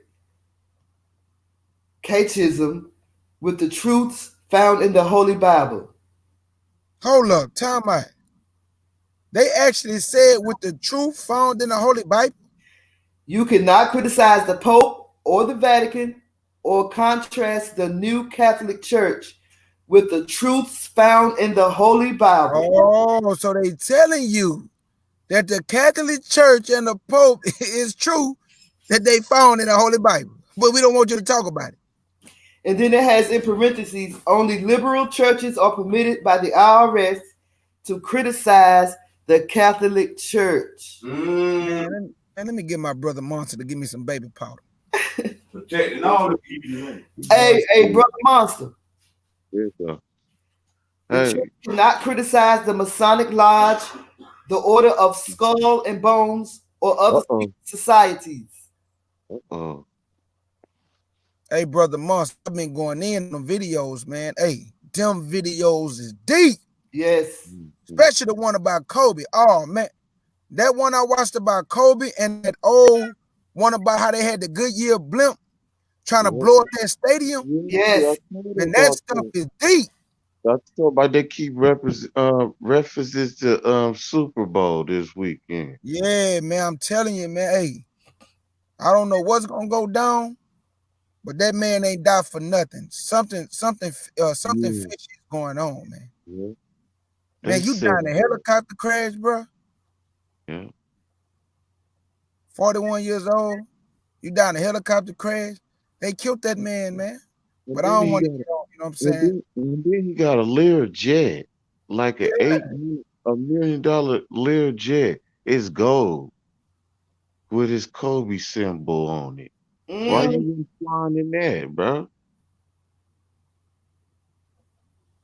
Then they say that the pilot, the plane, the helicopter didn't have no emergency equipment. Like, come on, man. They kept that man, man. That's why I'm like, where the parachutes at? Because, boy, I'm quick with some parachutes.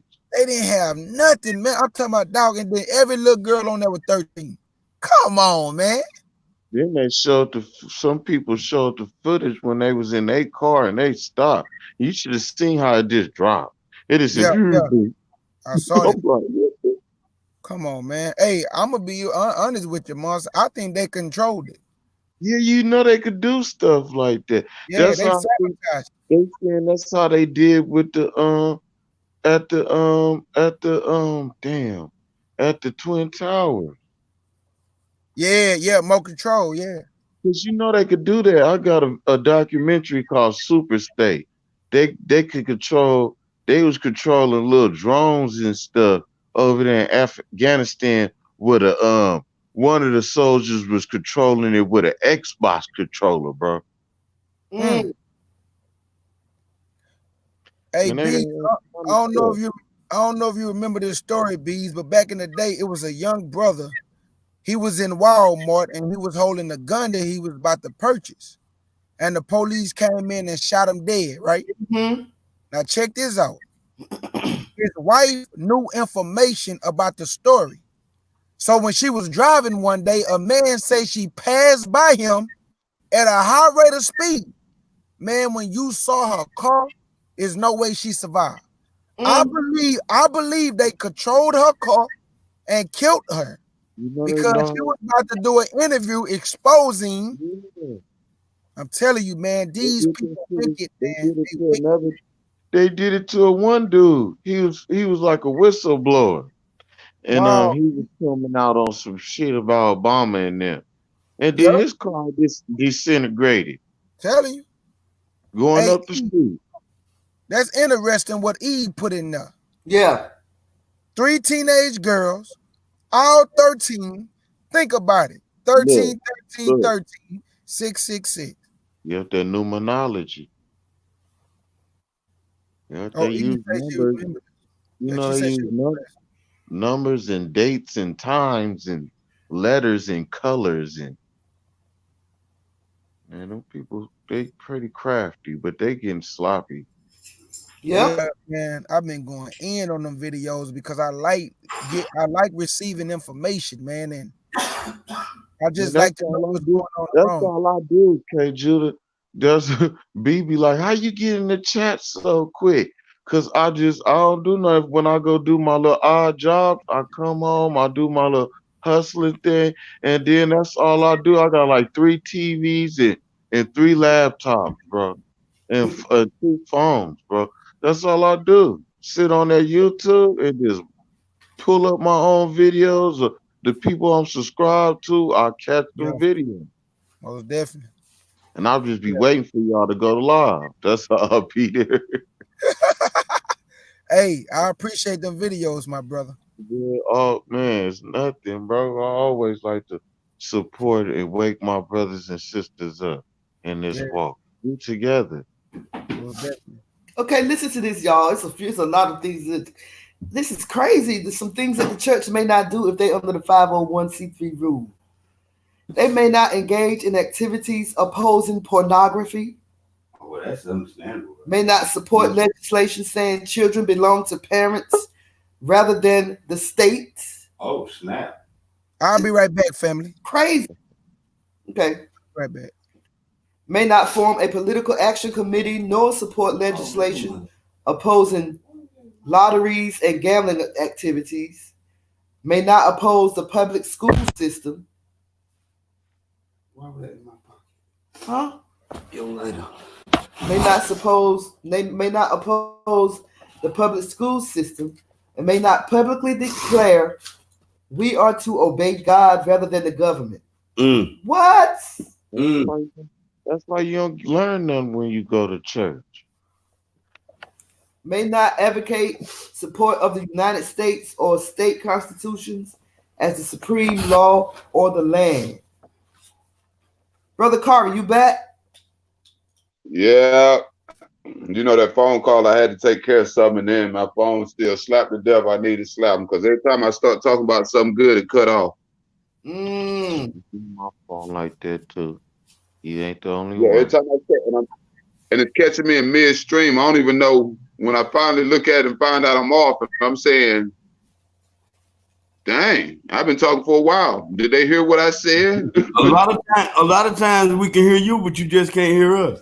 You be going. Okay. And yes, if you go back and listen to this live, we was laughing at you at some point. Yeah, because you were just talking. You couldn't hear nobody. I'm just go ahead and let you know. I couldn't. Hey, brother, Monster. Yes, ma'am. It also says if the church is under the 501c3, it cannot advocate or teach any Bible doctrine that is politically or religiously incorrect or is inconsistent with any public policy, abortion, feminist, gay rights, and currently being enforced by the IRS. Additional requirements for 501c3 churches are found in the Department of the Treasury. But it's so many things that the church cannot do if they are this 501c3 compliance. It's crazy. That's the IRS. You said that's their money. And it all started with Lyndon B. Johnson. Probably old Mason. Yep. I read an article where he didn't like that the church was speaking against his lifestyle, the lifestyle that he was living. So that's why he put the 501c3 into compliance. And I also read that the 501c3 was created by the Romans. Yeah. There you go. There you go.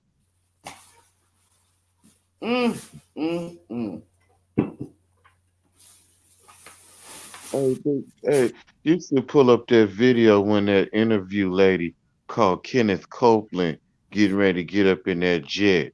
Oh yeah, I saw that. He got upset. He got upset. Yeah. I saw that.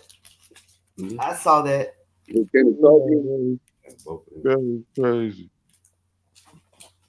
He went, pull that up. His eyes, you see his eyes. Yeah, it's something about him that I just. He a demon, man. They part of that TBN. All of them up under TBN. Right.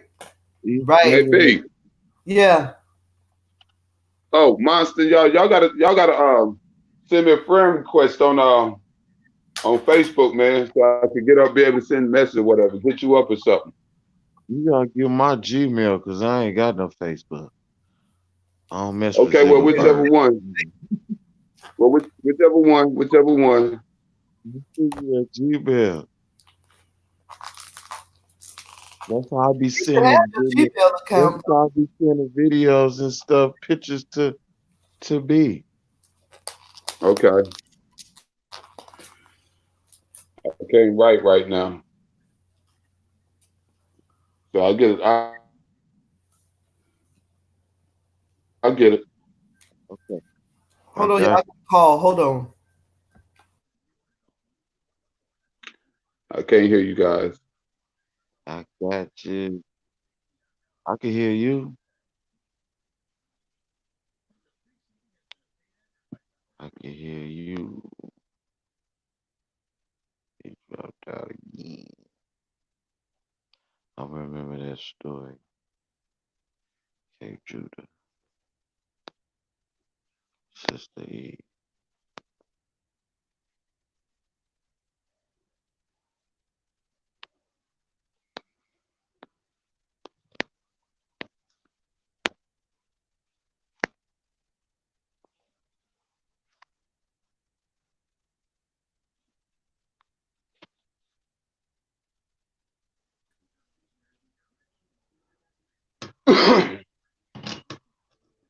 Hey. Thank you, Lord, for blessing me. I'm back. Yeah. Who that singing? But that was Ricky. Kari. Still got it, ain't you, boy? Still got it, ain't you? No, I ain't got it like I used to. I don't have it like I used to. Neither, I'm bro. telling you. But before I'm off, huh? I was talking about the 501c3. Do you know what that is? No, I was hearing you talk about it. Some type of policy for the churches. It's like a tax cut for the churches. They get so if you don't say that they sign up for it. So if you don't say this and you don't say that, the government will give you some money. You don't have to pay federal taxes. Yeah, you get exempt. They got grants for you. Well, like I said, if you don't say this and you don't say that. Hush money. Not only that. Exactly. They get exemptions for performing marriages. They get exemptions for the Eucharist or the what you call it, but that you take every Sunday. I mean, every first of the month. It's the Eucharist. Communion. Baby dedications. What kind of cuts do you get for that? I ain't never heard of any. What you got to pay a fee to do communion? Federal tax cuts. The church gets.